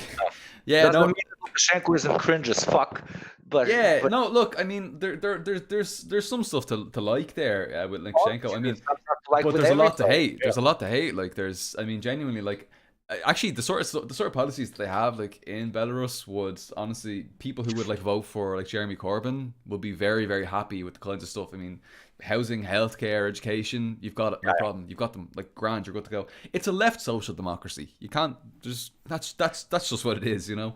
But it's capitalist. Like it's like social democracy. It's a capitalist economy, and it has all the problems of a capitalist economy. But it's probably one of the best versions economically of that you could have. Also, But there's absolutely social it is. issues there as well. But There's a lot of my social main issues. problem with Belarus is that the local oligarchy is connected to the Yeah. governmental power. Well, yeah. I mean, it's state capitalist. I mean, Yeah, it's kind absolutely. of like, I'll help out. Hello boys, let's make some billions, but we'll also give the people some housing and some relatively good shit. It's not as Mm. bad as America, where like, yo guys, let's make some millions, and Yeah. what people, what who? Yeah, Yeah, that's a good take and a very interesting point. Thank you very much. Come here to me. I really need to use the bathroom. I don't want to rush. I know we've only got about 20 minutes, half an hour left. But I don't want to rush that go, go, either. go. So I might just run use the bathroom. There's a question for you actually from Agent 58. So I'll let you take that while I'm going to the bathroom. Agent 58 asks, Paul, ask Yugopnik what he thinks about Roki Vulovic. Vulovic? Oh my god. Do you know? Do you know this? Do you know This this? is this this is a guy that sings The softest ultra nationalist chauvinist Oh fuck. Serbian nationalist music, but like the softest type. It's the whole meme of people that go to the toilet. Don't worry. The whole meme of Cool. Back in a people, minute. uh, really enjoying war music from the 90s Yugoslavia, 90s fall of Yugoslavia, from all the different sides. And I have to admit, I kind of like, sometimes I listen from all the songs from all of the sides, and I kind of put myself in this headspace where I literally LARP like a boomer from 1995, like a Serbian boomer or a Croatian boomer or a Bosnian Muslim boomer, sitting and listening to this shit. I'm like vibing to it, and I know it's very fucked up. I know it's a pet peeve. I know it's kind of cringe, but yeah, I kind of it is a little thing I like to do when I get fucked up sometimes. But Rocky Vulovic is like, out of all of the ultra nationalist songwriters from that period, I wouldn't even call his music even necessarily ultra nationalist. It's very, yeah, it is not okay, it is nationalist. What the fuck am I talking about? But it's kind of more like just talking shit about other countries that Serbia was fighting against, and less about how Serbia is like the best place on planet Earth, and we are God's children and we deserve to rule the world. So he's literally the least cringe out of all of the Yugoslav war patriotism genre performers. So yeah, that's a good question. You're a man of taste, or woman, or etc. Like, really, really, you have taste, my friend. Absolutely. Rocky Vulovic, yeah, not really based, but almost there. Sup, what's up, what's up? I just finished the question as you were Class. entering. Perfect timing. Very adjust here. What do you think about Yeah, Albania? What do you think there? The Albanian question has risen again. it is a country with many Albanians. Hot take there. Careful now. Don't upset anybody. I have literally like 50 Albanian friends. Yeah? Some of them absolutely fantastic. Studied with a lot of them. Some of them gave me shit because of my ethnicity, at least part of my ethnicity. They really did. I had interactions, which none of them I started. But some of the closest people that I call very good friends are also Albanian. So just like with any nation, a lot of pieces of shit and also a lot of dope motherfuckers. Glass. Also, love the Hoja. Face cringe. Face cringe. I consider that one of my greatest answers of all time on any live stream. Like, what do you think of Ender Hoja? Very based cringe. So, Yeah. he was the virgin in his relations to Tito because he was so scared of Yugoslavia invading. It's such a virgin thing to do. Well, Chad Tito was like, "Why would I invade you, motherfucker? Like, the fuck? Who is this man?" When somebody's talking shit about you on Twitter and somebody tags you and you Mm, open and you're like, "Who is this man? Who are you? Why are you talking shit about me? I never met you in my life." But yeah. that's hilarious. Yeah, yeah, no. Tito was very very Chad like. Actually, I agree with Hoja's policies a little more than Tito's. But also, yeah, I mean, Tito was such a fucking Chad. You seen that picture of his arse? Mm, Yeah, yeah, oh, thick. fucking hell. Absolutely, absolutely. He was a handsome man. He was a handsome man, charming bastard. Get away. Art Raven wrote, "Drop the Zizek shit from your videos. That would be perfect." What's that about? No, and fuck you. Shut the fuck up. Get out of here. Paul Martin, did you wash your hands? Yes. Of course. Jesus Christ. I'm like obsessive. I'm like I don't know. It's like I'm obsessive. I wash my hands like 3 times before I finish up. I don't understand Before watching I high cans five. drink beer. It tastes like piss anyway. Can't believe you convinced me to drink this shit. It's not even a drink. This is so Where's your like this. vodka? Well, you said let's have beers, and Well, I'm yeah, it's fair. Oh, Yugopnik, I want to ask you before you go. What's that thing beside you on your right hand side? It looks like a brain or A skull, like a No, split skull. it's like a marble ball that I bought at Zara Home for like Um, 30 euros, what's and I a? really like it because It's it's just a constantly bot. It's just cool. decorative, It or is looks it? like brutalism. It's literally brutalism. No, it literally is brutalism Nice. aesthetically, and it's always cold. And it's really nice because I'm wearing, by the way, for you guys, I'm wearing a mask because last time I did a live stream, I showed Class. my face. So I had to blur that out and edit it, and then I lost a lot of views because I had to edit it out when I re-uploaded the video. Did I'm you have to feeling cut very it out? Did you have to confident actually? now. How'd you I do it? never posted the actual live stream. That video went private, and now I edited the video in Premiere, and then I had to re-upload it, so I lost all that shit. Ah, shit. That's a pain in the arse. It was a really good stream, by the way. Everybody, please do go check that out. I don't think I Thank have the you. link there, but do check that out. You'll find a link to our comrade in the description box below. Are you planning on doing streams? Are you going to do streams a little bit more frequently, or is this still going to Maybe. be? You should. It was Maybe really good. like chill. I'm not gonna take a part of your audience because I'm not gonna do interviews because you're very good at that. And Ah, stop. Come on. as good socialists, we need to properly state manage our affairs. But Yeah. no, you are really good at what you do. I like I make my serious videos, and from time to time, for fun, I would like to just react to shit. Like people can send me Oh, that'd be links, and fun. Yeah. I always just like shit talk. It would be great fun. I don't know how that works though, with like copyright stuff, because like if you play video on stream, Oh, so now they can go fuck themselves. You can react to whatever you want. It's can you? fair use. Whatever you can react to a Oh. music video. I didn't know that. I thought like if you played, I think it's like more than 10 seconds, it triggers like the YouTube like algorithm. I don't know. It's like they've got like a little fucking sensor like after 10 seconds of the same video On being the shown on live? screen. I No, don't but know if that's it's all live, fair use. If but you're analyzing it, if you're doing anything, it is fair use. mm, So even many times they actually stop my videos that were not live though, just random and I clips or wrote a something. report of like fair use, and I would quote their guidelines, and I would write the exact second and minute or hour in which it starts and at which it ends, and it was like Mm, fair use. And even it's even fair use. Recently, I realized like people ask me how do you use like movie scenes and music video scenes in your videos, mm, and you don't get reported. I do, but then I like spent 2 hours just writing rebuttals, mm, and 98% of the time they worked. You know, they mm. would, relist my video.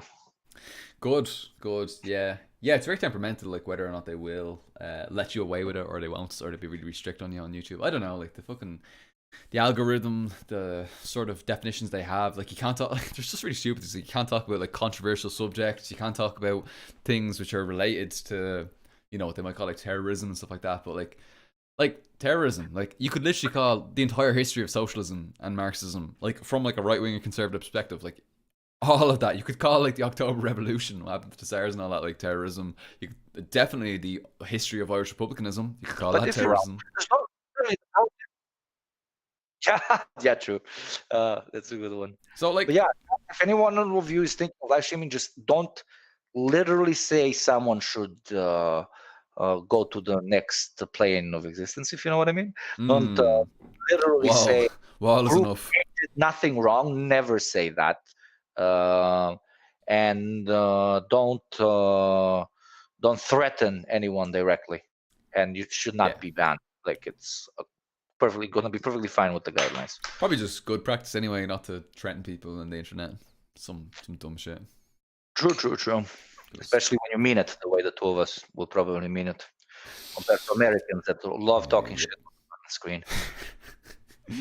I'm in the I'm not U.S. gonna talk shit. military. If I lived in the States and some motherfucker from my state in the US talking shit, like I would. Hunt them If down. it's like 2 hours drive, now I'm sounding like an internet larper, but I have done Go this hunt them in my down. life. You've I would hunted not them down. You've hunted I'll down just go talk to keyboard them. warriors. Go talk to them and see if they're that courageous in real life. Yeah, It's a I've very actually done American thing. Talking shit through the internet. Very American thing. that. We do that in Ireland as well. We have call out videos. We have call out videos. We do that in Ireland. Like people just do like call out videos. I'm gonna fight you. I'm gonna fight you. Come meet me next weekend. I'm gonna fight you. Yeah, it's pretty The funny. whole thing with the Jake Paul Fair thing. enough. keep telling everybody, come fight me. Yeah, that's great. That's amazing. Anarchy asks, is worshipping Irish Celtic gods based? Based cringe, I would say. Based cringe. You got to be careful with that, like traditionalism and stuff like that, because it can take you down to pretty dark paths. We'll say.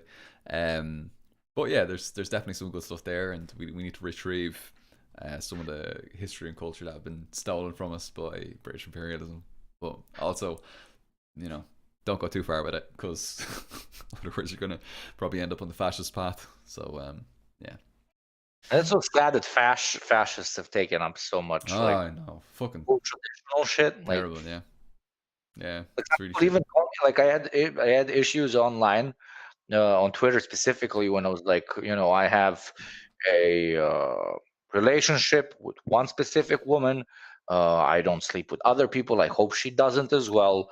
Fucking We conservative, fucking yeah, fascist. since when was wanting to be exclusive a conservative? How you like what the fuck? Yeah, yeah. It's some bullshit. It's some fucking individualistic bullshit. Because they hear like Marx saying like abolition of the family and stuff like that, and they'll just think, oh, okay, so we need to like individually in our lives just abolish families. That's it. That's the end. It's like, no, you fucking dicks. That's not what we're talking about at all.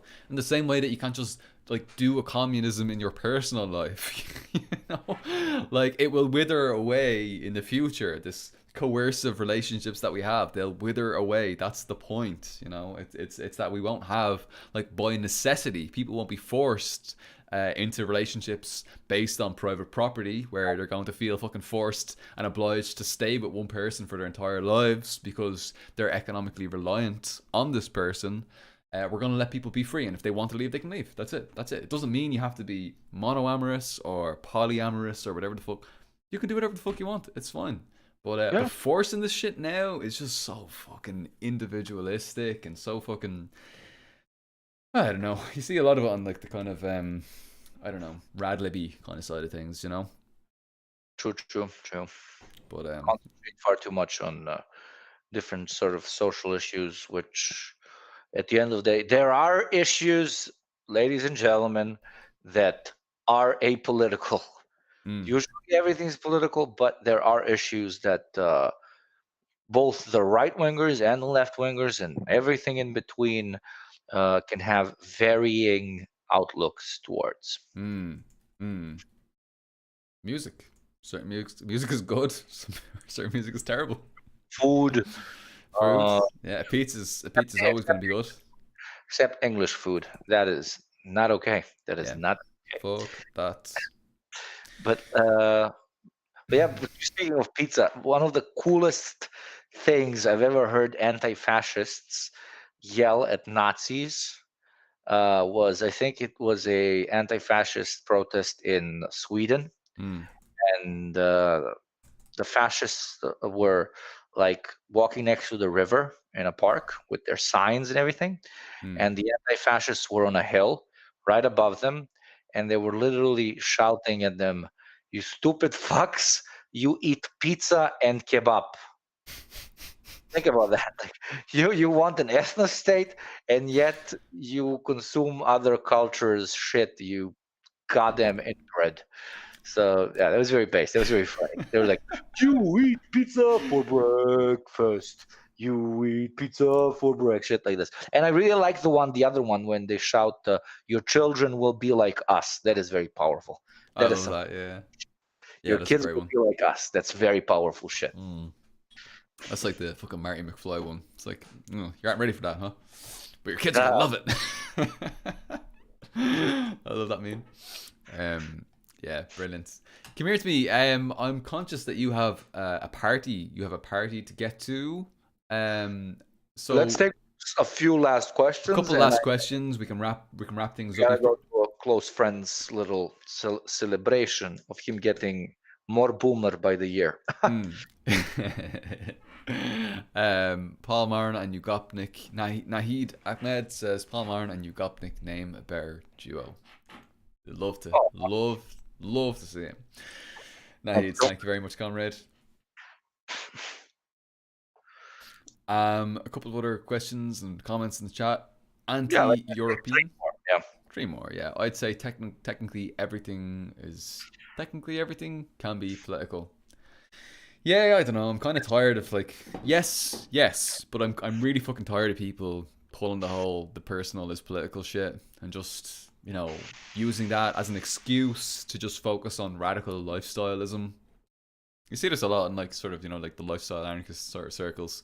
And I'm separating that from like the social anarchists, the more communist leaning anarchists. I'm talking about more like the individualist kind of people.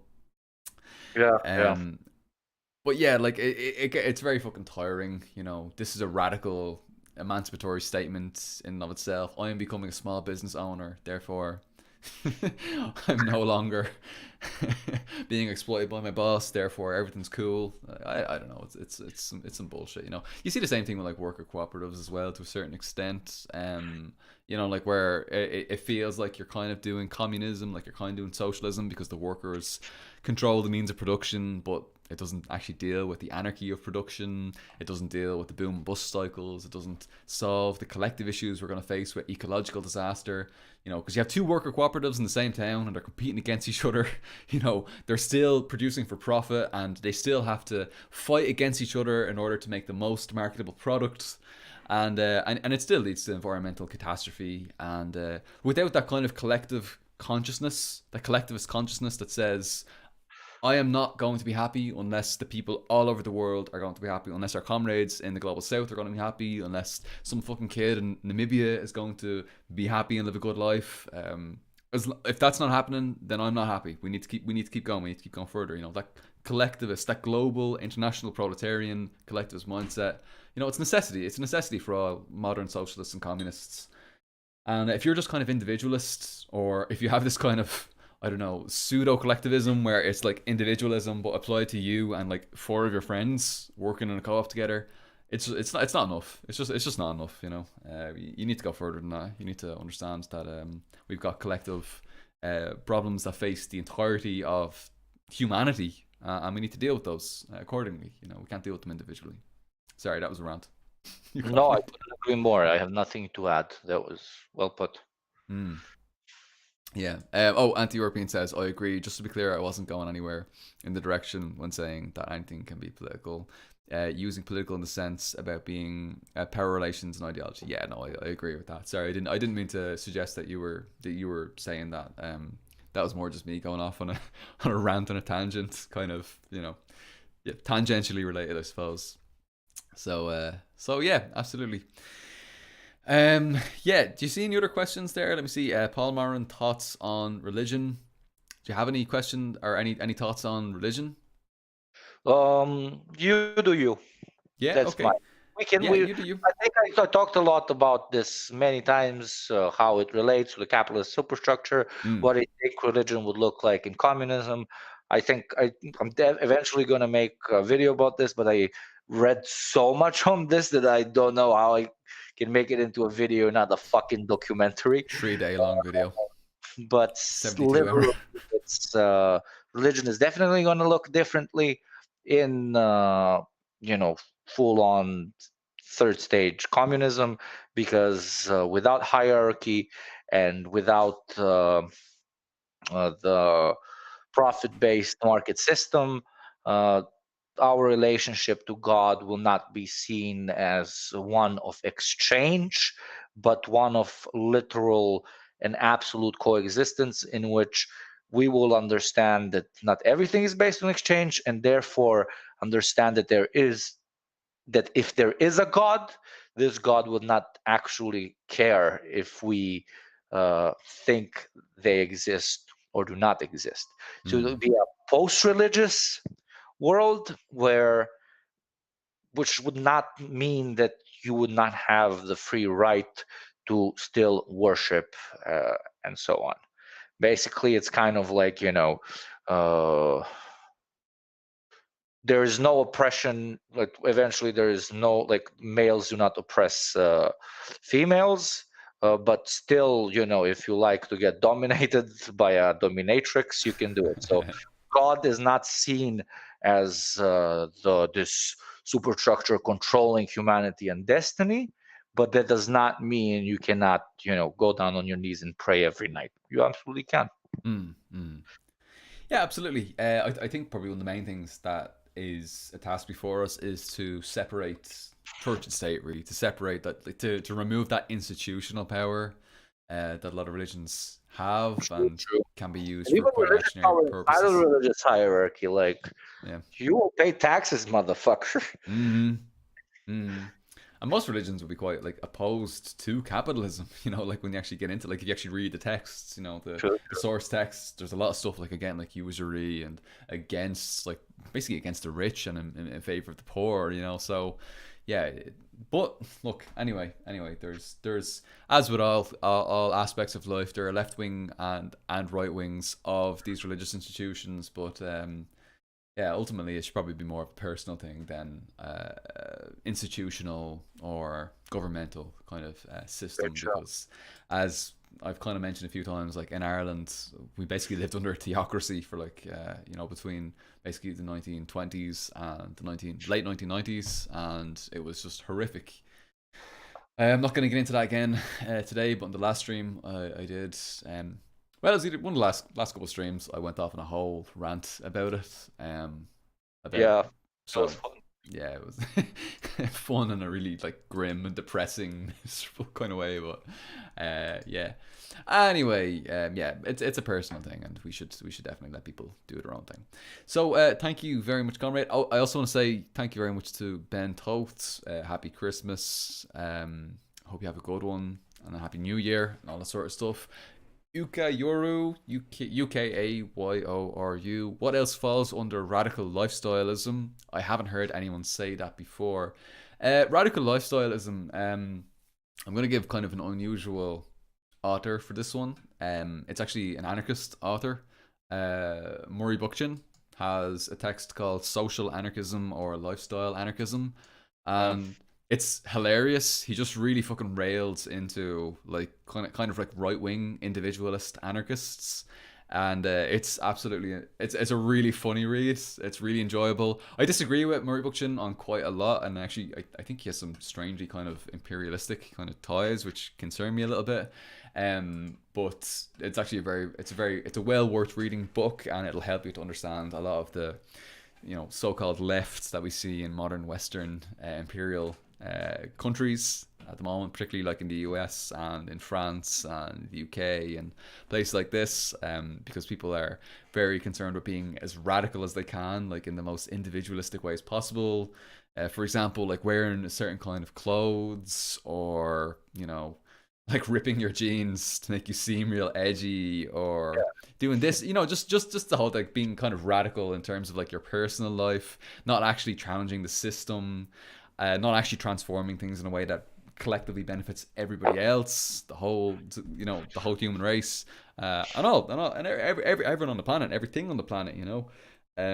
But yeah, this is kind of a a funny topic to deal with. So yeah, I'd say look up that book again. That's Murray Bookchin's Social Anarchism or Lifestyle Anarchism, and the lifestyle anarchism is probably a pretty good, basically a one-to-one correlation with what we're talking about when we talk about like radical lifestyleism, and Absolutely. hopefully you'll I find it gotta useful. run. I gotta Yes, run. you do. Let's just thank the two last super chats. Martin Yes. Banke said, "Socialism with Namibian characteristics?" Question mark, because you mentioned Namibia previously. Yeah, fuck Based. yeah. Fucking Socialism yes. with every country's characteristics, and after As that, long as that doesn't mean market joint countries socialism, unify because the planet. Yeah. I'm sorry, I'm Yep. I'm gonna let you go before I start complaining about market socialism. But you go ahead. Read the next. I heard Read the you. I next one. heard you say American socialism, Oh uh, no, I said market socialism. No, don't which worry. yeah, which But kind I of also that fucking socialism is with kind of American market. It is characteristics. American socialism. Yeah. Uh, But Sorry. yeah, Next one. Yeah. So we have real politics. yeah, real politics. Thank you so much as well for your super chat. Enjoy some Empire bucks. Thank you. Thank you very much. And there's a little Royce there as well. This is the Absolutely. Royce Tube gang. Rice gang, Oh, I rice and see. rocky gang. Yeah, I see Danky Kang, by the way, in the chat there. How are you, Danky Kang? Good to see you there, comrade. Fucking love What's Danky up? Kang. What's up? Really, really fun. Really, really fun and intelligent guy. Come here to me, comrade Yugopnik. Thank you very much for coming on. I know It's been probably you've been probably a little bit pressed for time because you've got to go to a party. You've got your mates' I'd celebrations coming up spend tonight. another 5 hours here without even blinking, but I gotta go. Thank you for doing this with me as we always do. And yeah, see you guys next time. You Yeah. know my channel down there if you want to support me for less than a price of a can of beer a month. I have a Patreon, I have a PayPal, and so on. Even though PayPal has limits pretty much all the money that Oh they get. yeah. They Yeah, yeah. cannot pull it out for 21 days. They got in touch with their customer support, Mm. and it's usually because people that send me through other platforms or that send me directly, they click that it's a product, and then PayPal wants you uh, to say to prove that it's actually that you have actually sent the product so that you can get your money, shit like this. But yeah, anyone who supports, thank you for supporting. We have another Rice Gang Love it. super chat right here. Comrade Romano, thank you very much. And yeah, Paul, as always, this was fun. Love you, my man. Love you And too. You're have a fucking legend. great Christmas. And Merry Chrysler. And Merry Chrysler. you guys know that meme that is very funny. Uh, Oh, yeah, man. love you guys genuinely. Thank you for making Ah, this year survivable. And here's to a much better one next year. fucking yes. I think we could all lose a better year next year given the fucking plague that we've been literally living through this year. So thank you very much, comrade. Have a lovely night. Send best wishes to your mates. And yeah, have a good one. Thanks a million for coming Thank on. you. And I'll see you again soon. I'll let you know anyway during the week if I'm jumping on for like an hour or something like that, and we'll see what the availability is like, and Sure we'll thing. If I can, I would love to. yeah, And yeah, yeah, thank yeah. you, Cal970FX. That's a very regular super chatter. Love you, Yugopnik. Love you more. Have a good one, guys. Bye. Cheers. Take care, comrade. Bye bye. See ya. Okay. Let me pop that off there, and I'll stick around for a little bit more. Maybe I'll keep yeah, we'll keep a little picture of you Gopnik up on the stream just so it doesn't seem kind of strange like I'm talking to myself here, because I'm not talking to myself. We got a few more viewers here. I'll answer a few more questions before we go. Maybe I'll stick around for another 15 minutes. I told my wife we'd be finishing up at about 8 o'clock Irish time. Excuse me, 7 o'clock Irish time. So I got about 15 minutes before I'm breaking my words. Agent 58 says, sing Kinky Boots. I don't know what Kinky Boots is. Can you do Gangnam Style right now? Oh, by Gangnam Style. I wish I could. No, I'm afraid of not. What's with what's with the singing requests? When you got things here, we can do ABBA, we can do Dancing Queen, but solo, I'm afraid I'm not nearly confident enough to do that. The Toadsrune or Die Toadsrune, I can't pronounce that, asks, what do you think is the reason why the neo-Nazi or white power movements in Eastern Europe could become so big? Well, I mean, if you look in the US and you look at like McCarthyism and anti-communism and all that kind of stuff that's happened in the US, imagine that, but also being able to point the blame on the Soviets directly, right? There's yeah, like I've got a few friends who are from like Eastern Europe, and they've mentioned to me that like when they were growing up, they were told like all of these horror stories about like the Soviets, what they did, what the USSR did, and how horrific and how they like repressed them, and how they couldn't speak their own native languages. They had to speak Russian and all this sort of stuff, which, by the way, was basically bullshit. It was actually nonsense. It wasn't true. At least in every case that I've looked into, it just wasn't true at all, and that's what they've told me, and I've confirmed as much. So yeah, I suppose it's that history of Red Scare propaganda in a much more real way. There's this kind of thing that people say where fascism rises where socialism fails. So if there's a failure of the socialist revolution to complete its task, then that leaves space open for fascism, because the working class are like, well, socialism didn't work. We may as well try fascism now. Um, and so I suppose that's kind of it. There may be a sense in Eastern Europe that we've already tried, socialism that was terrible, and that's the kind of narrative that they're told. So what else? What else can we do? We hate neoliberal capitalism. We hate how it is now. Everything's fucking horrific. Everything's terrible. We all have to leave our homes and go travel to the UK or Ireland to work on a fucking farm picking fucking strawberries for like half of the Irish minimum wage, and they're like, this is a terrible system, we need something else. They don't see socialism or communism as a viable option because of that history and the way that history has been presented and portrayed by the bourgeois establishment. So what do? You turn to fascism, you know. Because those are the two options really. You've got socialism or fascism, and yeah, it's one or the other. So I'd say that's probably what it is. There's probably a lot more to it. Like, I mean, it depends on country by country specifically, but those are the big ones I would say. A few more questions. I'll see anything else here that has my name in it. My stream is frozen. Let me see if I can open up. I'll have to open up my YouTube here. Excuse me, on my phone here, on YouTube app.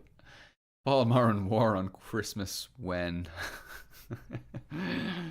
Well, apparently now already, and for the past few decades since the fall of the USSR, the postmodern neo-Marxists have been waging an all-out war on Christmas, according to the right-wingers. But yeah, I haven't participated. I haven't been out on the front fighting to abolish Santa Claus just yet. So I'll let you know whenever I'm doing that. I'll give you a shout. Anarchy says, "Let me on, eyes. If not, another day." Haha. Yeah, definitely. We'll have to work that out. I would let you on now, but there's a lot of stuff that we have to do before we go live. Like we have to do like sound checks, and we have to do all this sort of stuff before we go live. I suppose it probably seems like we just go live and everything's cool and everything's chill, but there's a lot of like stuff that goes on sort of behind the scenes. And yeah, I'll let you know. We will make it happen, but probably not right this very second. Let's see what else people are saying in the chat here. I see a lot of Merry Christmases. Thanks very much, everybody. Merry Christmas and a Happy New Year. On the off chance that I don't do a stream before the New Year, but it's extremely likely that I will. I think actually Dead Man Animations is coming on next Wednesday, who is a legend, and I'm really fucking looking forward to talking to this comrades. these these comments are hilarious. Based Paul, what Paul. ZB asks, how are you celebrating Christmas, Paul Marin? I grew up in an extremely Catholic family. We have a very conservative Catholic upbringing, so the tradition there is very standard. Have the family around, the extended family, and eat some food and get drunk and be passive aggressive. I suppose that's pretty much the plan that I have for Christmas. So I'm basically just gonna be getting drunk, eating lots of food, and talking about communism, which is pretty much what I do every day. So fucking let's keep on keeping on, I suppose. Um, yeah, I don't know. I have to drive though, so I probably won't be drinking. Being responsible. Don't kick me off YouTube, please. Martin says, mirror your stream. Mirror your stream, isn't that when you put it on another channel or something like that? Comrade, if you could elucidate on that, if you could explain that more, maybe we can do that. But yeah, I think that just means put it on another channel. I don't really know why I would put it on another channel, but if there's a reason why, then yeah, absolutely. Damn Yugopnik with his balaclava looking like a real communist terrorist. Michael F said that. Fucking yes. It's amazing. Looking like a proper like head, the IRA. Absolutely deadly. Love to see it. Anti-European says, in fairness, Ireland. Oh, the comments got away from me. In fairness, Ireland is way lower down the neoliberal food chain than that. Yeah, absolutely. Although, yeah, we are kind of a lackey for EU imperialism and the neoliberalism that has been kind of imposed on us by the EU and by our own comprador bourgeoisie. But yeah, we're definitely not the spearheads of it, but we're definitely in the charge there. I mean, like, I don't know, if you look at like Ireland and any of like the sort of the ratings lists like of the so-called like best countries to live in, which are generally kind of the countries which have adapted to neoliberalism the most. Ireland is definitely up there like with them. It's usually like the top 10, usually like number 6 or number 5 or something like that, like after France and stuff like that. So yeah, I don't know. Ben Totes Anarchy has asked so many times. I apologize. I think. Oh, that's the let me on thing. Yeah, I will let you on, Anarchy. Definitely. No doubt about it. Don't worry about that. But thank you, Ben Tot, for reaching out to other comrades. Ben Tot, what was tonight's festive booze? Only caught a glimpse of that bottle. Tonight we've been drinking Desperados. I've gotten really into Desperados recently. It's the tequila beer. I don't know if you get that wherever you're living. It's really really nice. I've got an unopened one here, which seems a shame given I'm still on the stream, but I do want to vibe for a little bit longer. So it's tequila beer. It's really really tasty. Get it in little. Excuse me, fairly cheap, 5.9% volume, and it's pretty great. I'm not really drinking vodka as much. I have a really really strong vodka down there at the moment. It's like 45%, and it's giving me like pretty bad stomach pains afterwards. Like the day after, I'm noticing that like my stomach's just like in bits, just have like heartburn, just like pain. I'm just like, oh shit, I don't want to end up in hospital again. I don't want another fucking colonoscopy. I don't want that situation happening to me again. For fuck's sake. Rewind a little bit in the stream if you want the full story of my colonoscopy earlier in the year. It's okay. Don't be shy. If you think that's weird, just embrace it, enjoy it, make the most of it. And I don't want that to happen again, so I'm not going to drink vodka for the foreseeable future. It's better for the hangovers. I don't generally get hangovers that are quite as intense. But you know, what can I say? My stomach can't handle vodka at the moment. So yeah, that's it. Martin Barakov says based way of celebrating. Fuck yes, absolutely. Paul Moran, this is no different from Protestant Christmas. Yeah, absolutely solidarity with our Protestant comrades. My ancestors are very, very angry at me for having said that. The people in the Ra just like whispering in my ears right now, my ancestors. Paul Moran mirrored over Yugopnik for double Moran. Yeah, I mean, could do. I suppose we could put it up over on Yugopnik's channel, but Yugopnik's busy at the moment. Sometimes he does the little highlights where he'll like condense this down to like half an hour or 20 minutes or something like that, which is really good, really really useful. But I don't know if he's going to do that now because he's kind of busy. It's the holidays, it's Christmas. It's people are going to parties, people are relaxing, stuff like that. I don't know if he's going to want to spend all this time like editing a video and stuff like that. But yeah, if he wants to, then definitely. SpongeBob SquarePants asks, bit of a random question, but I just wonder, do you know the name Maurice Davin, Palmer? It sounds familiar, but I can't say I do. I can't say I do off the top of my head. Sounds familiar, but that's it. The Masturbator opinion on Folkwism. I mean, Folkwism, and really, it's a military tactic rather than like an actual.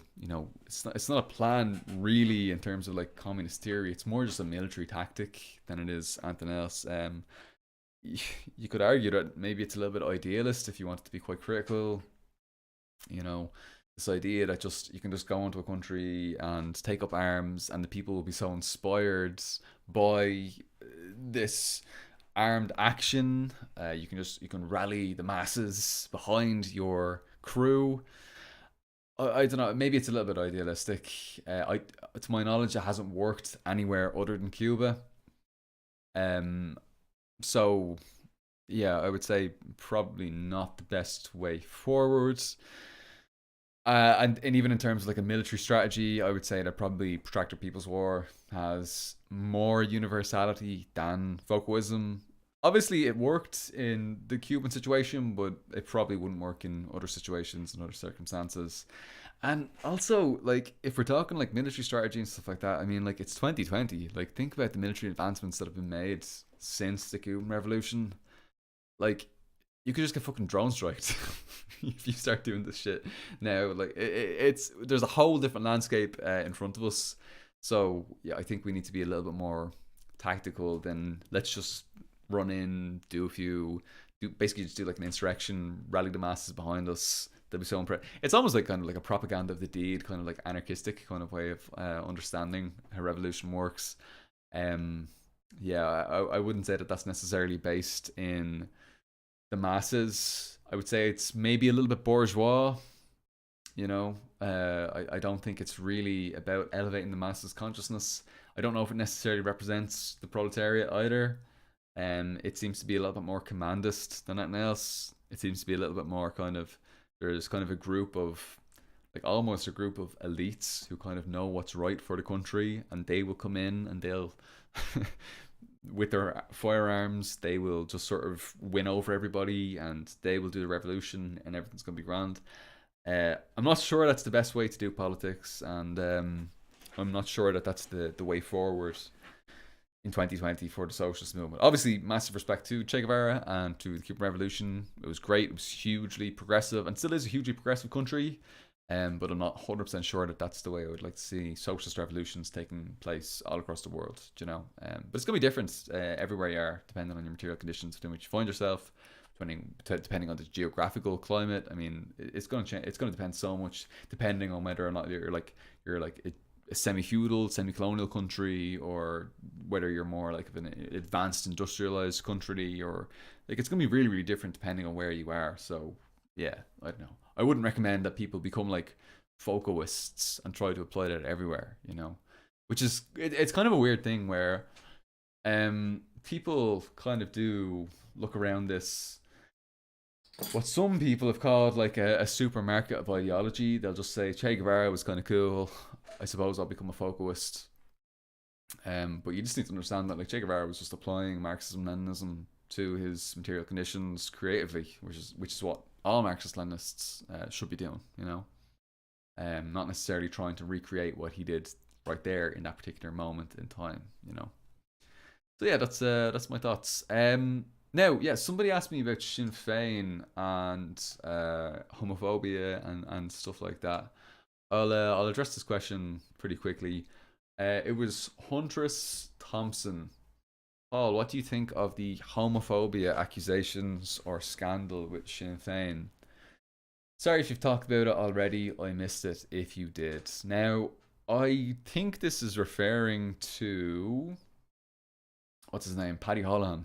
Paddy Holohan, yeah, I believe it's referring to Paddy Holohan saying that Leo Varadkar wasn't a family man or something like that. It was kind of a dog whistle for like LGBT stuff. You know, like when somebody talks about like family values, right wing political commentators, when they emphasize how they want to, you know, talk about and preserve family values and the traditional family, that's generally like an anti LGBTQ plus thing, you know. And that it seemed to be kind of like a dog whistle when Paddy Holohan said that on his podcast. I think he has like a YouTube channel and a podcast and all this sort of stuff. And he said some stuff like that, which was a little bit reactionary. I definitely think it was a problem. He shouldn't have said that.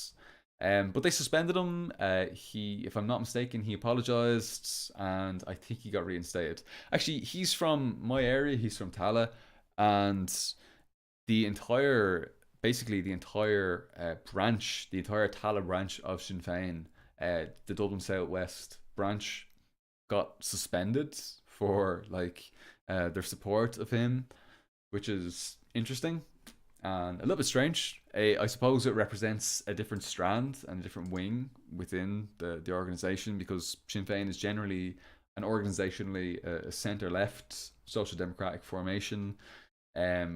And certainly on like economic issues, even Paddy Holohan would be, you know, very much centre left, social democratic.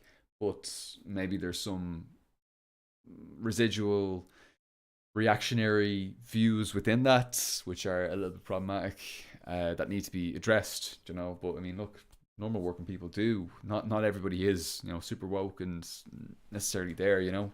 That's not to excuse it, but it's just acknowledging a reality. And we need to do everything we can to, you know, educate people. But the thing is, like Paddy Holohan, like he was like an MMA guy, you know. He was kind of like famous because he was like working with the MMA. He was a fighter, you know. And if somebody's famous, they can become like an elected politician very, very easily, relatively easily, without being necessarily hugely politically aware, politically literate. And so he kind of managed to slip through the cracks in a strange way, and he definitely needs to read more. He definitely needs to get educated one way or another, and he needs to cut the shit. when it comes to being kind of reactionary and kind of conservative on these social issues, because that doesn't reflect the views of the masses, especially not here in Tala, where everybody would generally be very progressive. I mean, I'd say at least 70 to 80% of the people in Tala would be very much on the left, you know, certainly socially and definitely economically, you know. So yeah, that's what I would say. They need to do a little bit of correction there, but I don't want to comment too much on another party's affairs. I think they've dealt with it. I think they've dealt with the problems, with the issues. So yeah, I wish them all the best, and hope everything's going to be okay. Now, let's see. We'll take a look at some other questions here. The Falcon General asks Paul Moran thoughts on Jimmy Dore versus AOC. Um, okay, so I'm not in the US. I don't have a full comprehensive understanding of what went down. I think that Jimmy Dore asked AOC to demand healthcare for all, or something like that. Yeah, he's dead right. Why not? Why wouldn't you? And I'm not sure if AOC responded to that. If people in the chat can let me know, that'd be good. But I think people are trying to like cancel Jimmy Dore or something like that for making this demand, which I think is kind of ridiculous. Because everybody should fucking be. I mean, healthcare for all is, even the center right, like in Europe, would be in favor of healthcare for all. You know, it's a strange thing for me that someone would be against that, or even try to sort of, you know, even try to kind of, I don't know, soften that at all, you know, make any concessions on that particular point. It's such a basic social democratic, you know, value that there can be no argument about such a simple topic, you know. But obviously in the United States, I suppose the Overton window is so far to the right that it changes things a little bit, I suppose, you know. But yeah, definitely Jimmy Dore seems to be in the right in this particular issue. I don't want to be too harsh on AOC. She has some good takes in general. You know, she's generally pretty progressive, so I'm not gonna come down too hard on her. But yeah, yeah, that's it. Let me see here. I see Ben Toth has told me that Paul Lauren Anarchy super chats. Is there a super chat that I missed there? I know there was one where Anarchy asked to come on.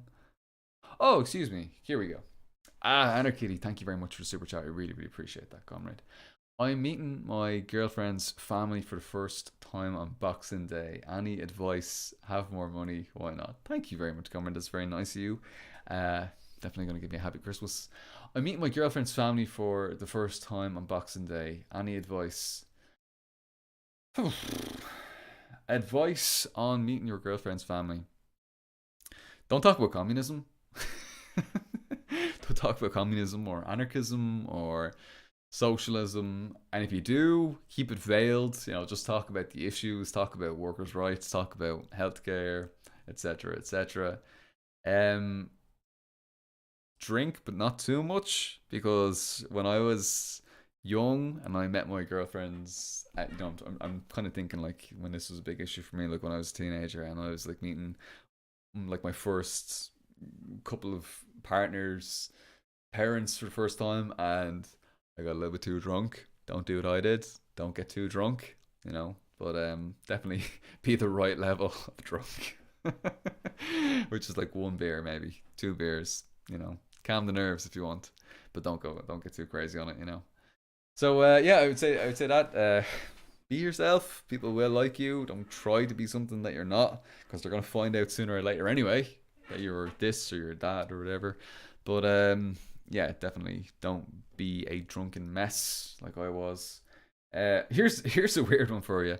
The first time I met my teenage girlfriend's parents was a night that she got too drunk, and I had to bring her home. So I had to I got a taxi home with my teenage girlfriend,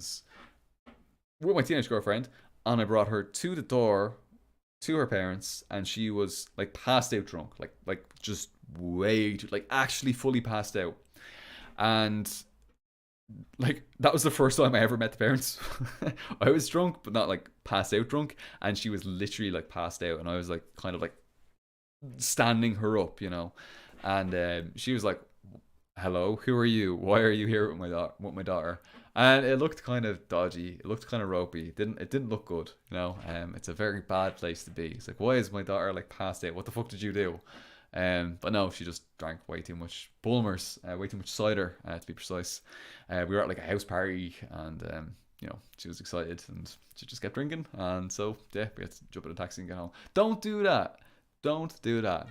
But anyway, they kind of looked at me strange for a couple of weeks after that, but after that it was pretty much grand. First impressions aren't everything. You know, if you fuck up on the first night, the first day, don't worry about it. They'll get to know you as time goes on. They're probably going to be very sympathetic. They know how it is for partners meeting their partners. They know how it's going to be. They know that you're going to be kind of nervous or uncomfortable or you know whatever. So yeah, they'll get it. Don't be too nervous. Don't worry about it. Have a good time. Enjoy. There are people. They're not just authority figures. You know, and also if they don't like you, who fucking cares? You know, you're an adult. You know, you don't need like their blessing. We're not living in the fucking like 1800s. You don't need their blessing to marry your partner or any shit like that. You know, you can just be yourself, and they'll probably like you. But if they don't like you, then like honestly, who gives a fuck? Don't worry about it. So yeah, have fun is what I would say. Have a few beers, but yeah. So those are my thoughts on it. All right. Let me see here. It's 10 past 8. I'm gonna get in trouble. I'm gonna get in trouble now with my wife because I told her, I promised her that I'd be finished 10 minutes before now. Let me see what was said in the chat here.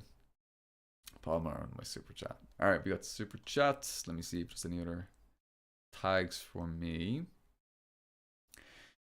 Hal 970 FX Paul Marin. Wasn't the Cuban Revolution reluctantly communist? As far as I know, they just wanted self-determination, and the USA was so hostile they were chased into it to secure themselves still based. Yeah, absolutely. They didn't announce that they were even socialists until 2 years after the revolution. So I mean, that kind of says it. It was a national liberation. I mean, if you want to be very, very critical, like, okay, I'm going to be really fucking critical now, you could be super critical and say that it was actually just a bourgeois national liberation struggle. You could say that, and you could make a pretty good argument for it. I would say that there were definitely socialist elements within it, and those socialist elements kind of took over because it was pretty much convenient for Fidel and Co. to pair up with the Soviet Union and with the Eastern Bloc and with the sort of growing socialists spread across the world at that particular moment in time. But yeah, like people saying that it's a bourgeois national liberation struggle, even progressive, but still a bourgeois national liberation struggle, they're not entirely wrong, to be honest with you. You know, they only came out a couple of years afterwards and said that they were socialists. So yeah, I mean, obviously Che Guevara was a proper committed revolutionary communist, no doubt about it. But yeah, definitely like Fidel was, his credentials were, you know, in terms of being a Marxist, were, you know, a little bit ropey. I would say he was more of a national liberation guy who became a Marxist by necessity, because well, they needed proper allies, you know, as it went on. So yeah, that's what I would say. But yeah, really good comments and really, really good points, you know. So yeah, thank you very much. I see a few comrades are ducking out now. I think we're sort of winding down. I think it's probably time to wrap this all up here. I'll do a quick shout out to people in the chat there. If you want to say hello in the chat, I'll do a quick shout out to you before we're fully finished. Now is probably the time. If you want to get a little shout out there, thank you very much, comrades, for being here. Thank you to Anarchitty, to Sydney Rika, ZB, Neon Fuzz, the Falcon General, Hal 970 FX, the Partisan, Sydney Rika, Ben Toth, Real Politics, Dismal Saturnian, Ben Totes, Michael F, the Partisan, ZB, Sydney Rika, Jim Jones. Who else can I see here? Wending Winds, Ukiyoru, Sydney Rika. Who else is here? Class Reductionist for the most part. Emulator Noob. Neon Fuzz. Infinita. Salo. Michael F. Real Politics. Sojourner. Two-Stime. Who else have we got here? Sasho Radulov. Let's check down for the new ones. Brit. In my chat. A Brit in my chat?